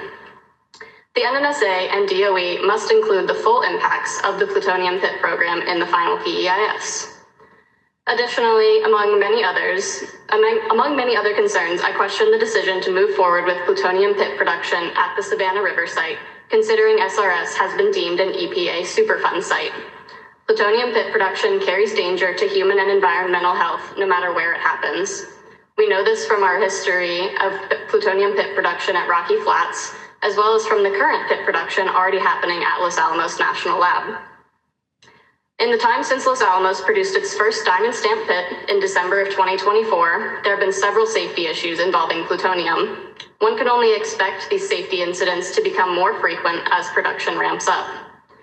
As it relates to safety, the draft PEIS as written does not fully consider the impacts for worst-case scenarios such as plutonium fires. The impact radius must be expanded beyond the 50-mile radius in order to accurately account for these worst-case scenarios and the impacts they could have well beyond the region. Environmental impact statements such as this PEIS should include analysis for the cumulative impacts of all industries around the nuclear complex. By only including potential impacts from pit production, the NNSA and DOE are ignoring the possibility of adding additional health burdens to already heavily burdened communities. It is the responsibility of DOE and NNSA in conducting this PEIS to consider the true cost of pit production and any accidents that may come with it. Pit production will only put SRS further behind in environmental cleanup and remediation as a Superfund site, as low-level waste would be buried on-site permanently. The draft PEIS fails to consider other alternatives, and the DOE is instead locking the Savannah River Site into potentially a lifetime of environmental remediation. Cleanup of legacy waste and contamination cannot take a backseat to new weapons production, and could even provide the same job potential if invested in at the same level. The NNSA must consider a true no-action alternative where no new pits are produced. I, among many others, share many more concerns than this that I hope the NNSA truly considers rather than checking a box to say you heard from the community. The NNSA and DOE have a responsibility to ensure the safety of our community members. Under the guise of national security, you are instead putting more people unnecessarily in harm's way. Pit production has no place in South Carolina.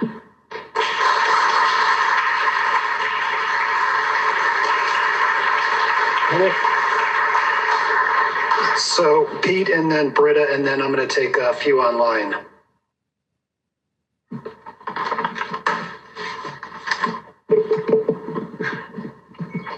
It's okay, I'm loud. My name is Pete LaBerge, that's P-E-T-E-L-A, capital B-E-R-G-E. And I'm here as a concerned citizen and close neighbor to SRS.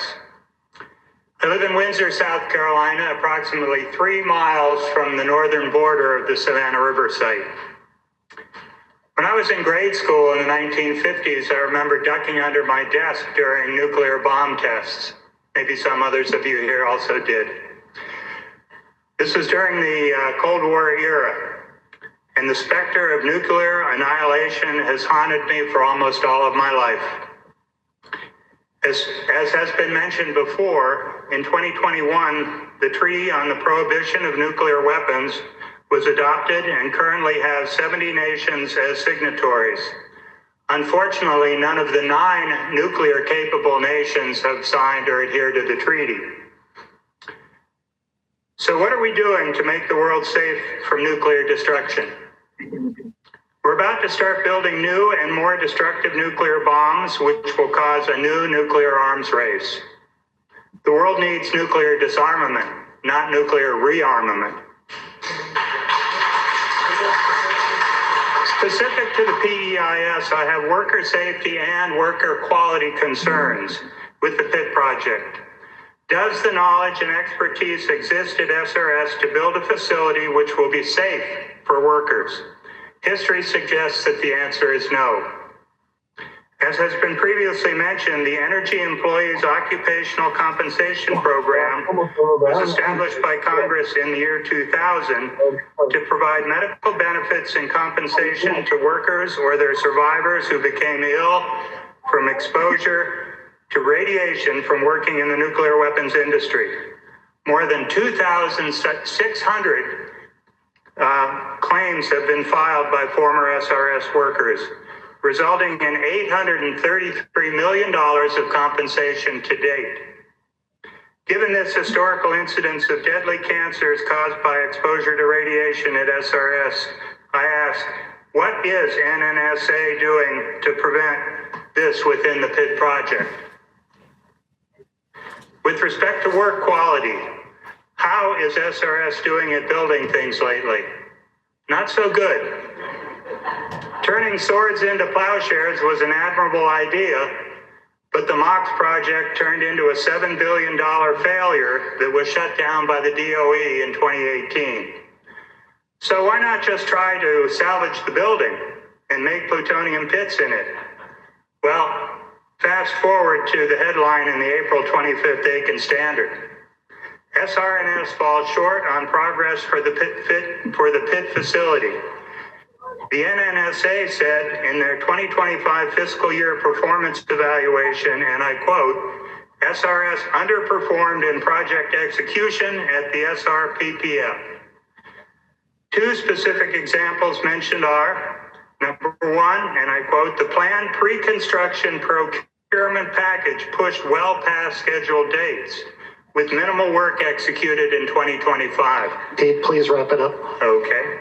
Number two, SRNS has been negligent in reporting project slips and challenges which preclude the opportunity for leadership to take action to recover the project. I ask that we shut down the plutonium pit project. Thank you.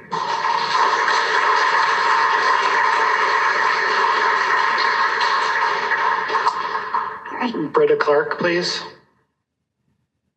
She left? Okay. We're going to switch to online then.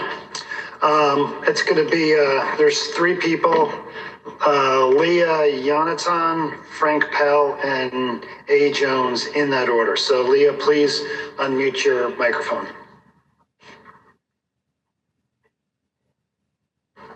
Unmute. Can you hear me? Yes, we can. Thank you. My name is Leah Yananton, Leahyananton. Yes, I'd like to know, where's the data for impacts on female health and fertility?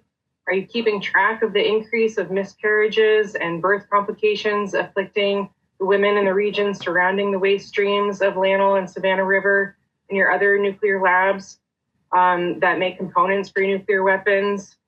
And the mental and physical stress that nuclear weapons spreads across the planet and across generations needs to be accounted for. My late father-in-law, Ted Gillian, was sent as a combat artist to Nagasaki 3 months after the bomb dropped in 1945, and he was haunted for the rest of his life with nightmares of what he saw, and he died young from heart disease, likely due to radioactive exposure while he was there. I think contradictions in your analysis should be acknowledged in the draft PEIS, and to explain confusing math statistics and equations that you used. For example, you stated plutonium. Can you hear me? Yeah. Yep, we can. Plutonium transport accident risk, taking into account the probability of a severe accident, would statistically represent about 1 fatality every 33,000 years. But what about the victims of Hiroshima and Nagasaki? 250 fatalities in 1 second. 250,000 fatalities committed in 1 second. And half were dying instantly or on the first day, and the remainder died slow, painful deaths over the months with excruciating pain from acute radiation syndrome and injuries. Imagine just waking up, making tea in your kitchen, and all of a sudden you're pelted with heat and force and glass shards from the window shattering on your skin, and your kitchen is gone, and your city is gone, and you're blinking, but your eyelids are melted, your skin is melting off, all the hospitals are gone. Please read the testimonies from the hibakusha, people who survived the bombing of Hiroshima and Nagasaki. And your speaker said that noise impacts at Los Alamos would not impact noise at the Savannah River Site. That was a quote, like as if noise made in New Mexico wouldn't be heard in South Carolina. Of course not, but how does that have anything to do with the statistic you're talking about of transporting radiological materials and wastes on the nation's highways? And so the scoping EIS should include all of the communities along those transportation routes, the terrorist attack risk, which increases every day that our country is bombing innocent civilians from Gaza to Lebanon, Iran, Cuba, Syria, Yemen, all these places that our government is bombing.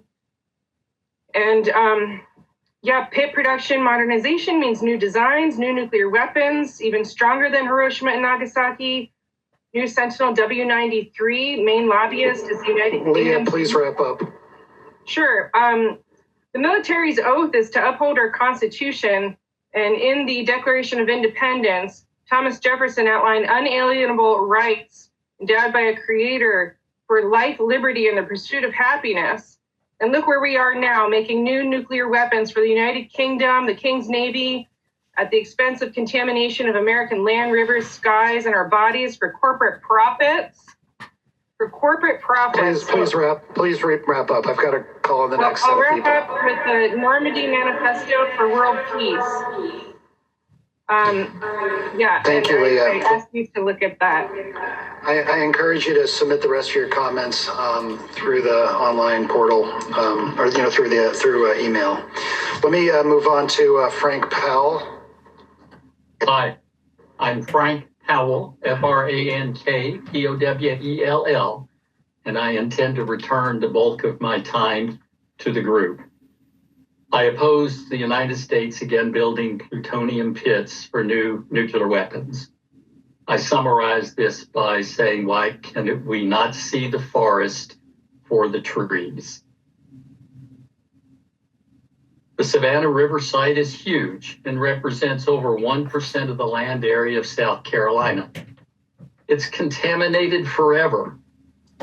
I just do not understand why those who live near do not see themselves as one big sacrifice zone for humanity.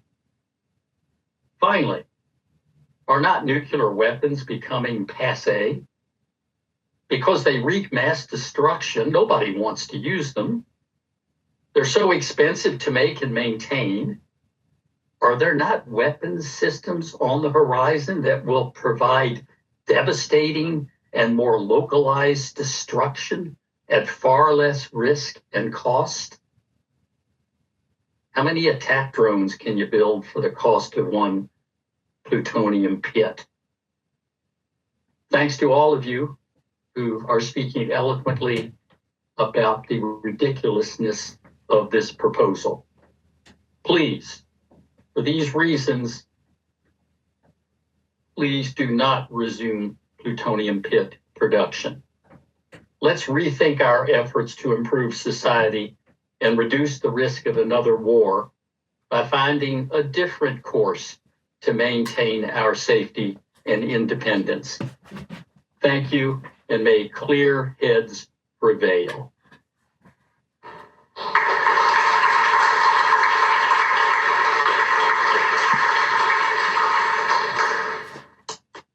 Hey, Jones. I'm sorry, I do not have a first name on my list here. Thank you. Are you able to hear me? Yes, we can. Excellent. Thank you. My name is Audrey Jones, AUDREY JONES. I am a lifelong resident of South Carolina, currently serving as chapter coordinator for the South Carolina Sierra Club, a national grassroots membership-based organization. I want to thank you for providing a virtual option for myself and the many others who cannot be there in person. Plutonium, it's one of the most hazardous substances on Earth. When we talk about plutonium pit production, we cannot separate it from the reality of transporting plutonium oxide across our communities. This puts thousands of communities along the transport routes in serious risk. It is not up for debate. Accidents are not hypothetical. And as we gather here this evening, we must confront one critical problem: the lack, and I mean the complete lack of transparency by the National Nuclear Security Administration. We as a public are being asked to accept the risks of a plutonium production facility and the repeated transport of this material, this plutonium oxide dust. Now think about what it means to move this radioactive hazardous material across the southern United States. And we're not talking about one trip. We're talking about repeated shipments over years, possibly decades, traveling by truck, by rail, through towns, past schools, churches, through cities and rural communities alike. This lack of transparency by the NNSA is not just a bureaucratic failure, it is a failure of public trust. And our communities have a right to know what risks we face and how decisions are being made. We know that plutonium oxide is a dangerous, flammable, radioactive dust, and these microscopic particles can lodge in our lungs, poisoning for decades. It's so persistent, it will irradiate surrounding tissue in your body for decades, leading to cancers, other serious health issues, and God knows what else. That's why even a small accidental release poses such a long-term risk. And if it's dangerous enough to remain radioactive in the human body for decades, why are we moving it through our communities at all? No community should be an unknowing corridor for radioactive materials that will harm current residents, pets, wildlife, future generations. I urge the NNSA to do the right thing, provide the public with full transparency for the transportation of this fatal substance throughout the thousands of impacted communities along southern routes. Include all safeguards and detailed plans for emergency management. Without that, we cannot, in good conscience, accept these risks. Thank you.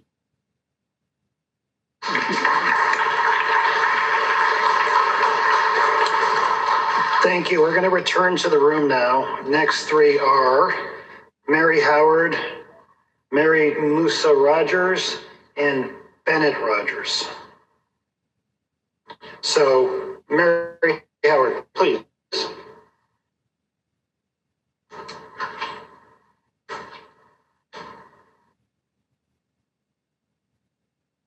My name is Mary Howard. That's MaryHoward. And I thank you for this opportunity here. I'm coming to speak on behalf of the Women's International League for Peace and Freedom, the Atlanta branch of the U.S. section. I want to say that since its inception in 1915, the U.S. section of WILF has advocated for domestic and international issues, bringing issues of concern in the U.S. to WILF International in support of peace and freedom globally. Plutonium pit production is completely contrary to everything that WILF US stands for. Our comment here cannot be other than to stop this project and to gradually reduce and eliminate pit production. This PEIS needs to point out the unmitigable danger of this project to humanity and to all life. All industrial activity is threatening the ecosystems along the Savannah River at this point. The area has been declared, as we've already said, a Superfund site, but it's also on the national priorities list. So this is very serious, and any further activity, such as the proposed pit production at the Savannah River Site, will aggravate this threat even more and could cause destruction of the entire ecosystem surrounding the Savannah River Site. Furthermore, what does pit production have to do with the enhancement of the environment? Isn't that what the National Environmental Policy Act stands for? The express purpose of nuclear weapons is to destroy the environment. So what could prevent a common sense understanding that any PEIS for the NNSA's proposed pit production project must be denied? then there's so much more that just doesn't make any sense at all to me. For one, of course, we've noted that it's in violation of the Nuclear Non-Proliferation Treaty.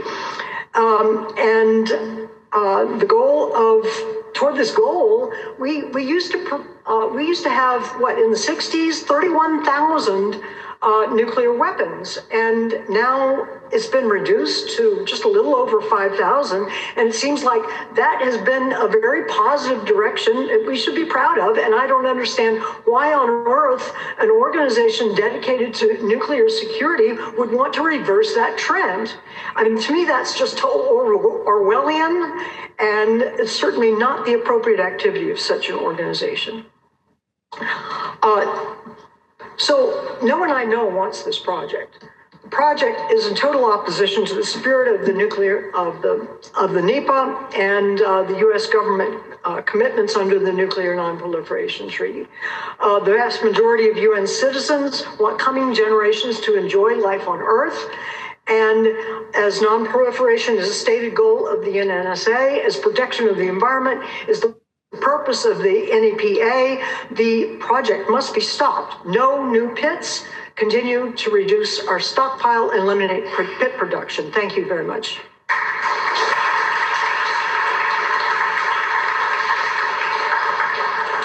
Thank you.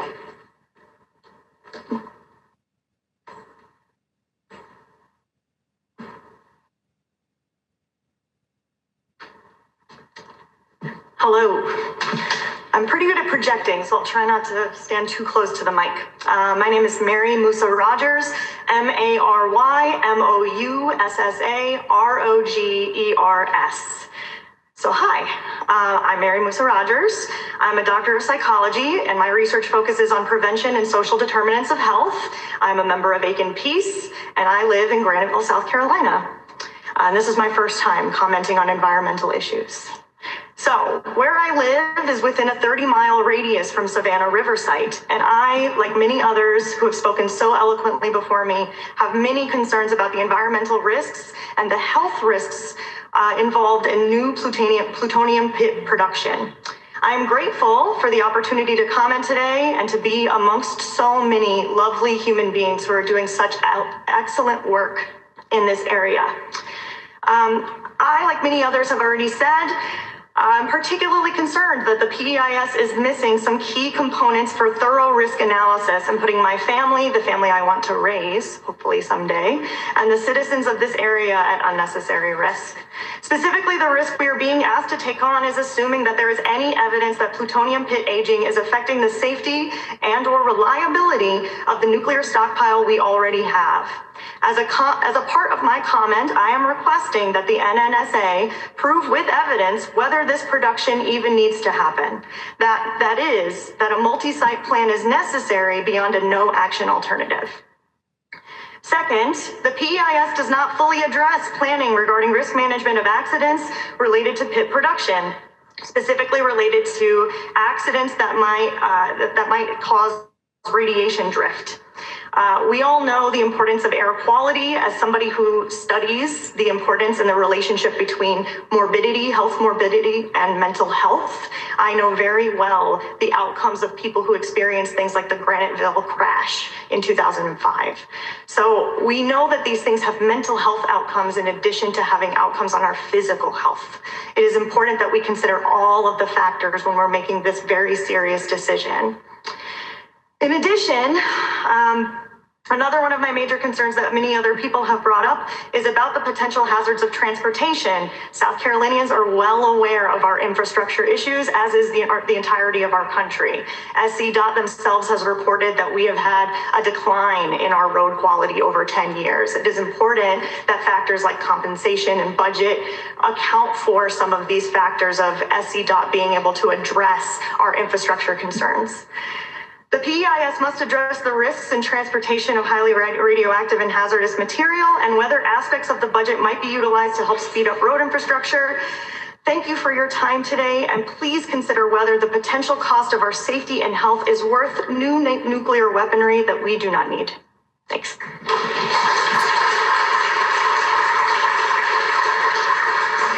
And And as Bennett comes to the podium here, the next are Pamela Greenlaw, James Mara, and Ayman Fadel.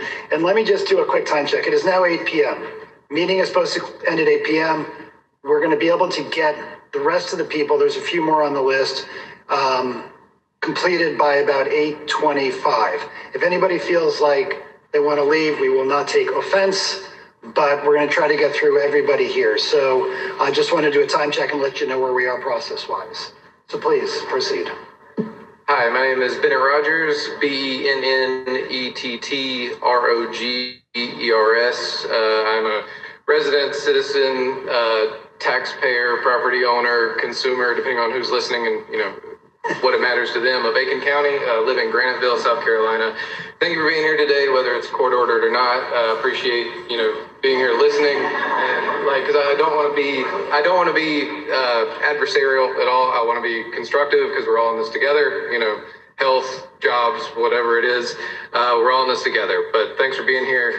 I could go on about how I am opposed fiscally, ethically, morally for the continued production of atomic weaponry here. And as many have stated, there is lack of evidence from the current stockpile that is, supposedly nearing expiration and danger, from that age, and not to mention the new production would directly conflict with our standing 1970 non-proliferation treaty. But knowing as these things normally go, as just a concerned citizen versus government, military, big business, I'll try to focus on something, a few things more practical. First off, I want to, looking at some of these posters here earlier this evening, there is things mentioned about the acceptable maximum exposure limits and things like that. Since these things have been established 100 years or so, they have exponentially decreased every time we've looked into, what the acceptable amount is. So in the next, by the time that this process is up and running, and in the next 50 years, that was the scope of this study, those acceptable limits will be lower. The impact on the human bodies that are, exposed to these things, that impact will be greater. The numbers in this presentation, they're not scientific fact. They're the knowledge and numbers that we have today. So it's more of a snapshot than a scientific fact. And then past that, World War II, when this, Savannah River Site was first created, Manhattan Project, there was a big rush to get to nuclear weapons. I understand that. The world is different today. We have an existing stockpile. So I do not believe that we are under that big of a rush as we were 80 years ago. And as people, working on the site, I'm sure that they have just as much stress and headaches as all the deadlines and, missed budgets and things like that. I know, working as an engineer in multiple different industries, that there is safety and efficacy that is sacrificed when you're under budgets and under missed deadlines. And so I know that the people working there also want safe, reasonable deadlines and budgets. I don't think that the current analysis is validating. If we're constantly missing these timelines, then we're constantly not preparing adequately for a process that is very, dangerous. So, as I've heard many times, if you're already late, you might as well do a good job. So I will advocate for a better no-action alternative investigation, but barring that, please just do a better job with planning and safety as far as that's concerned. Thank you. Pamela Greenlaw, and then James Mara.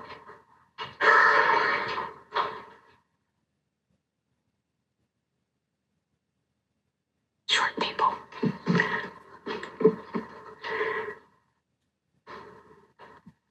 Okay. My name is Pamela Greenlaw, Pamela, Greenlaw, Greenlew.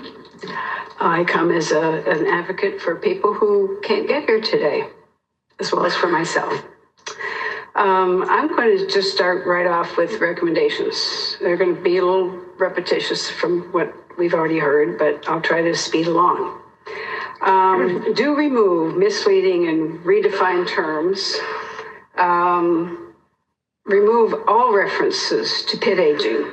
It's been repeatedly proven to be a non-issue, so take it out.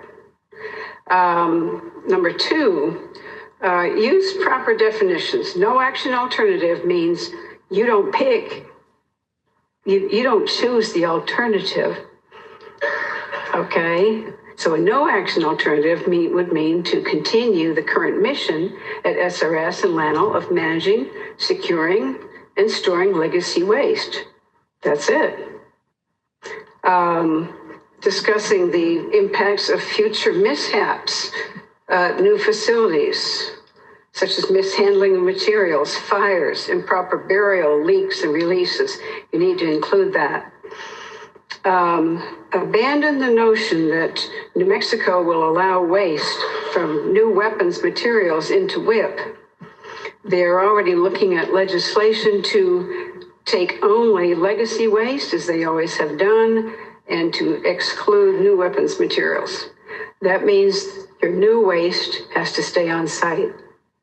And you need to put that in the PEIS and account for what's the effects of that, keeping all waste into the future. Include the impacts of new chemicals on the environment would be produced at LANL and accumulated on site. I just said that. All right. Include impacts of the use of the plutonium pits.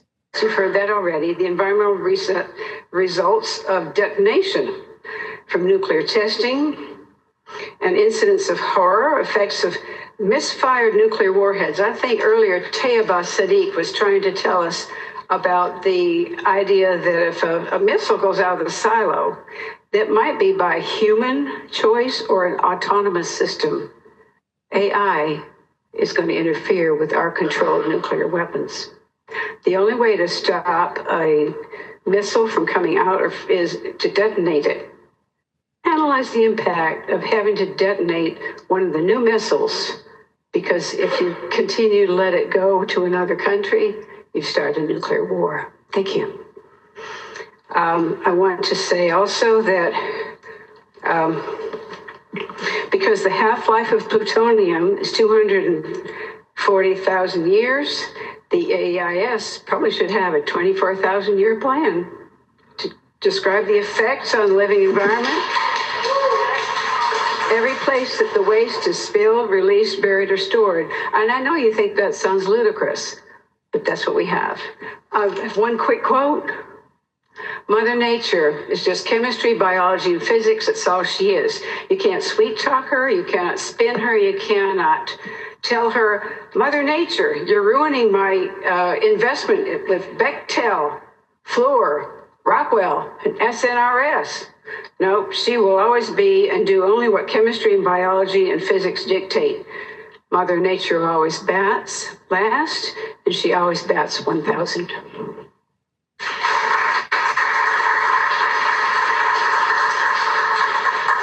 So, James Murrah, then I'm going to grab the final person online, and then we'll do the final three people here in the room. James Murrah, the Savannah River Site Heritage Foundation, JAMESMARRA. My name is Dr. James Murrah, and I'm the board chair for the SRS Heritage Foundation. We are a nonprofit organization with a mission to preserve and interpret the history of the Savannah River Site. The foundation supports the operation and continued development of this museum. This year commemorates 75 years of the Savannah River Site. The SRS Museum has a special 75th anniversary exhibit that I encourage all to visit. The museum is open to the public and admission is free. Our organization endorses the Savannah River Site for the potential plutonium pit production mission. For the past 75 years, SRS has supported the defense of our nation. The site's tritium mission has continually supported the nuclear deterrent and the Department of Defense from the site's inception.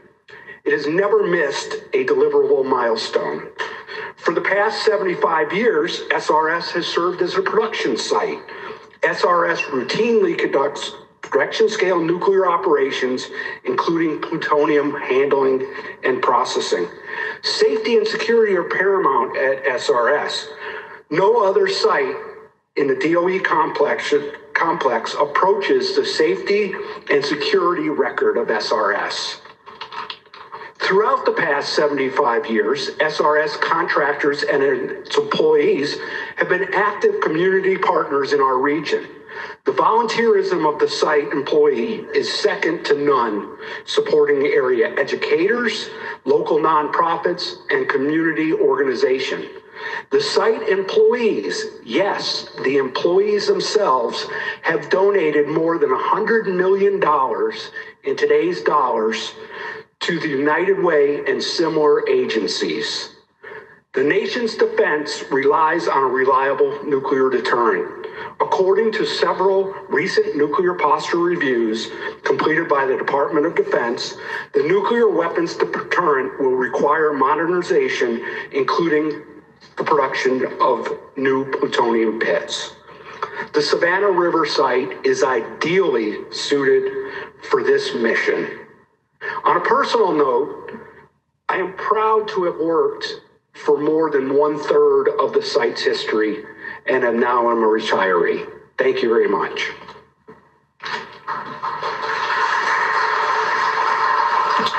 So we're going to go online to... Have you missed my name? Betsy Rivard. Have you missed my name? Excuse me? Have you left my name out? I'm right trying to find out. I'm here to speak, and my name is Louis Miller. I do not have you on the list here. I'm sorry. Okay, I'm here. Are you dialing in by phone? Let me go to Betsy. Let me go to Betsy first. Hang on. All right. Okay. Can you hear me? Yes. Okay. Thank you for allowing me to speak remotely to the Programmatic EIS. My name is Betsy Rivard, and I live in Atlanta, Georgia. I'm on the board of Nuclear Watch South and also a member of WILF Atlanta. And this is the definition that I found online of the PEIS. It analyzes the cumulative environmental effects of the entire program or category of actions and identifies alternatives for the program as a whole. And I really feel like a real no action would be, it should be a choice. I spent the first years of my life in Oak Ridge, Tennessee, moving there shortly after I was born in 1946. My father was a metallurgical engineer, having worked on a nuclear airplane, which thankfully never got off the ground. I have a chemistry degree from the University of Wisconsin. The draft supplemental programmatic EIS is lacking one important thing for me, the no action alternative. I'm happy that almost 5 years ago, the Savannah River Site Watch Group, Tom Clements, Nuclear Watch New Mexico, Gullah-Geechee community, and Tri-Valley communities against the radioactive environment, with the help of the South Carolina Law Project, filed a lawsuit and were successful in demanding a PEIS. There is still no definitive evidence that new plutonium pits are needed. There is still no environmentally safe plan for storage of the waste from this project. Lined trenches for low-level waste. No environmental impact study of the actual use of one of the newly renovated nuclear weapons. The history of Rocky Flats has been forgotten. It is very ironic that the MOX facility, which was intended to remove plutonium from weapons, is to morph into a facility that creates new plutonium pits for weapons. This transformation will be a very expensive undertaking and is sure to take a longer time than predicted. We are party to the Nuclear Non-Proliferation Treaty, are we not? Producing unneeded plutonium pits is in violation of that treaty, which our nation signed onto long ago. There is plenty of work to be done at the Savannah River Site. Millions of gallons of liquid nuclear waste still sit in tanks close to the river. We need to clean up the waste that was created the last time we processed plutonium. And as my mother used to say, you don't get to cook until you do the dishes. Anyway, that's my comment. Thank you.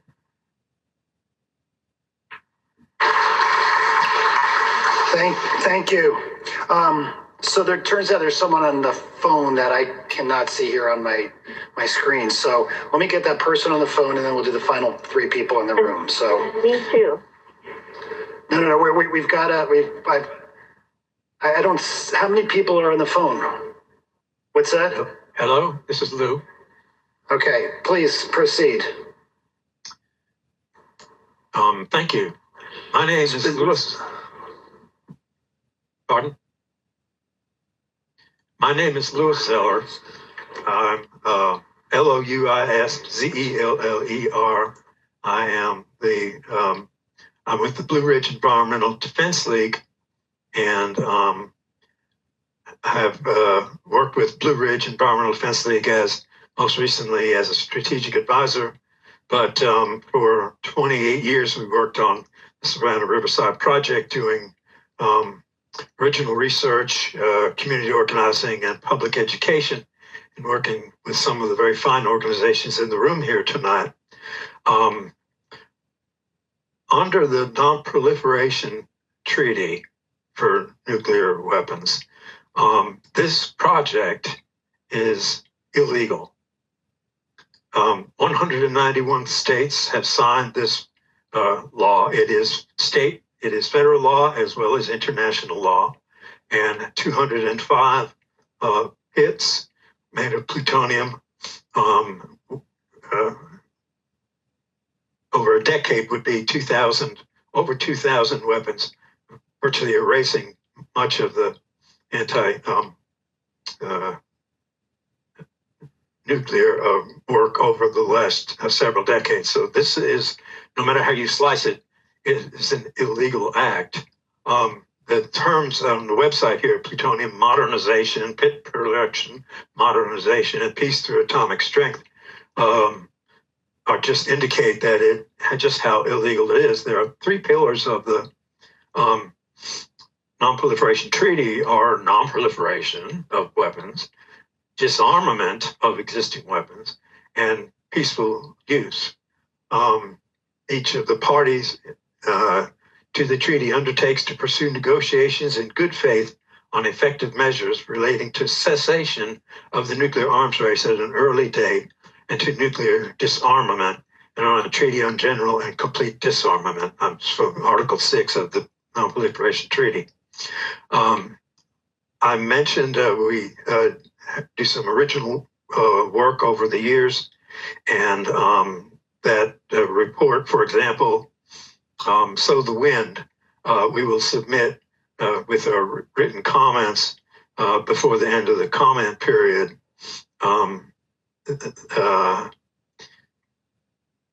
Thank you very much.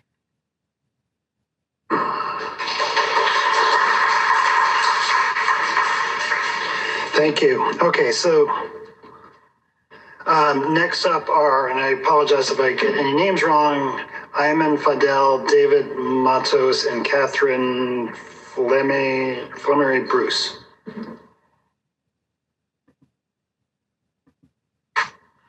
Hello, my name is Ayman Fadel. I'm a resident of Columbia County, and I am a member of the Central Savannah River Area Peace Alliance. My name is spelled Ayman, and my last name is F as in Frank, Adel. Our organization calls for disarmament and abolition of nuclear weapons. Some people have said that our existing stockpile is still functional. I pray to God that every nuclear weapon never is, it all goes dud, because we don't need to have more destruction and more pain caused by our wars. We have a government that is spreading videos of their assassination of fishermen in the Pacific Ocean and the Caribbean, and we want to hand these people more nuclear weapons? No, God, no. What we need is disarmament, and we need all human beings with a conscience to do everything in their power, legally and illegally, to stop the functions to stop the production of new weapons and new nuclear weapons especially.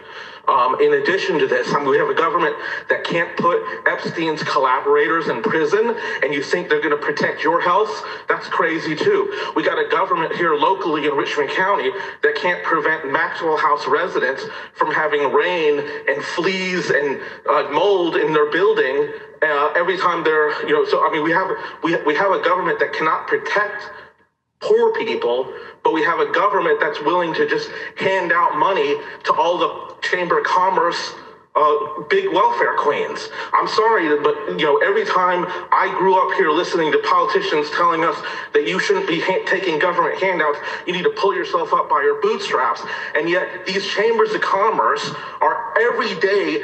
They will take any government contract. I don't care if it's to beat their own mothers up.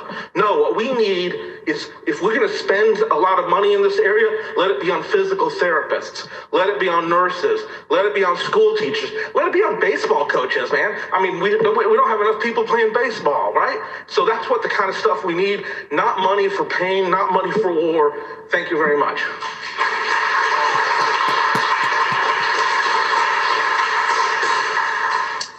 David, please.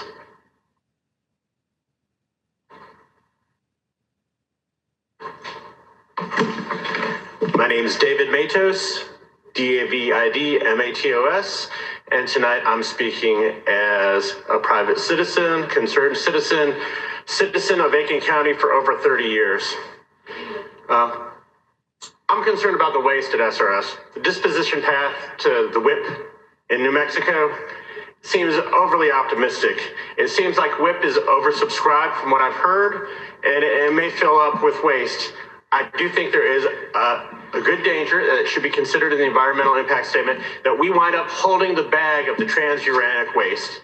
I think they need to consider that and what that means for us here, because once we're holding the bag, it's very hard for us to move it elsewhere, and we know that from experience.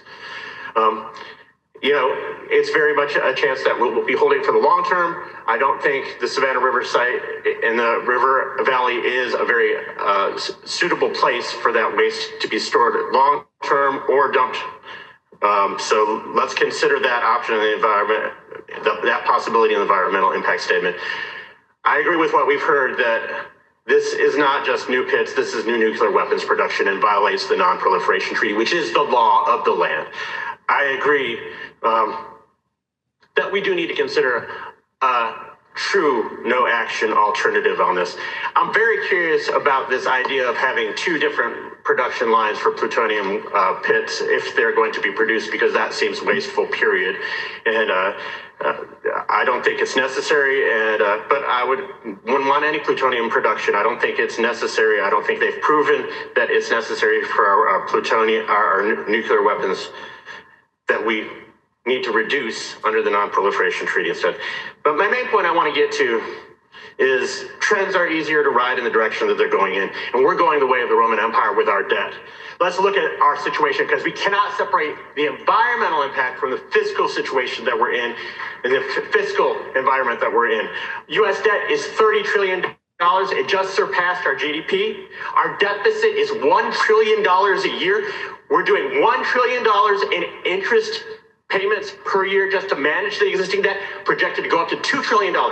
Where is this $25 billion, multiple billion dollars to go for? We have a military-industrial complex that is running amok. Eisenhower warned us about this. Eisenhower warned us. He said, every gun that is produced, every warship that is launched, every rocket fired signifies in the final sense a theft from those who hunger and are not fed, those who are cold and not clothed. This is not manna from heaven. This is our taxpayer money. This is our precious taxpayer money, and it's going to get more precious in the coming years as we face a fiscal reckoning in this country. We need to decide how we're going to spend it. Are we going to waste it on nuclear weapons we don't need, or are we going to provide for our own people? Are we going to provide health care, affordable housing, education, or even at SRS, the environmental cleanup that we really need here of that legacy waste? Those are things that we actually need So let's choose how we're going to spend our taxpayer money. And for all the Chamber of Commerce and booster types who come up here, I want to recommend that if you want to support something, let's support Medicaid expansion in South Carolina. This doesn't have to do with impact statement, but if you want to create jobs, you want to help our people. David, from one David to another, please wrap up. That's my point. Thank you so much, everybody. Thank you.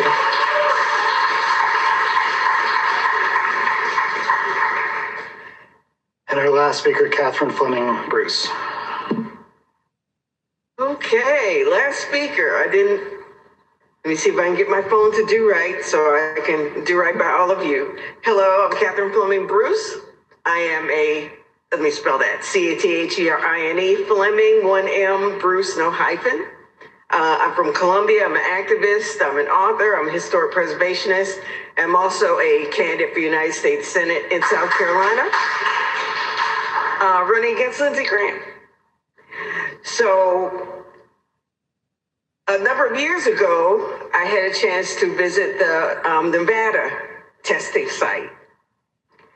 And a couple of months ago, I went to the nuclear summit that was held by the University of South Carolina and other partners that talked about how excited they were about reopening VC Summer, the nuclear plant, and the nuclear energy revolution. South Carolina is going to be the heart of nuclear production for the United States. And so that made me pay attention, especially when someone said the word missiles in the conversation. It went kind of quickly, but I did hear someone say that. So later on, I attended the press conference organized by the Savannah River Site Watch and other nuclear public interest groups in response to the lawsuit and the tour that they took of SRS. And this entire event is a result of their work. So I do thank you all for what you are doing for the public. And all the people who spoke today, I really appreciate, and it's heartfelt. You know, the folks who spoke from the position of family members who have died, the folks who spoke on behalf of scientists, and also the folks who are speaking as chamber leaders because they're trying to figure out how to support the communities. But my concern is the plaintiff's concern.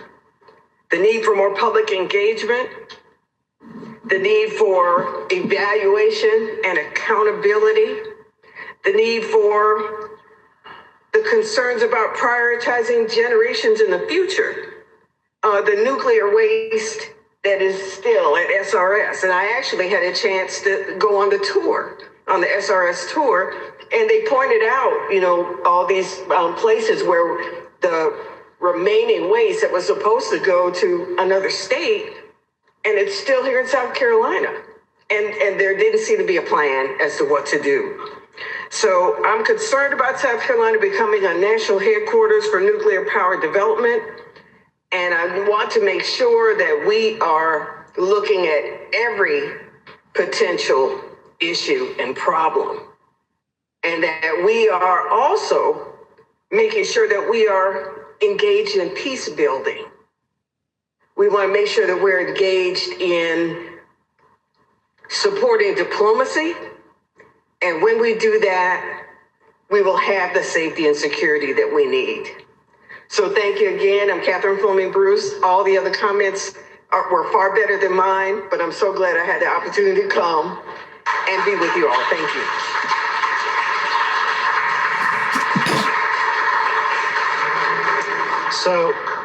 So it's 8:29. It's 8:29. We're going to, it's been a great meeting. I thank you all for attending and for staying late. Again, written comments must be submitted until midnight, July 16th, 2026. Submission by email is preferred, and comments can also be sent by the post office. So on behalf of NNSA and the Department of Energy, thank you for your time and attention, and let the record reflect it's now 8:30 p.m. and the meeting is now closed.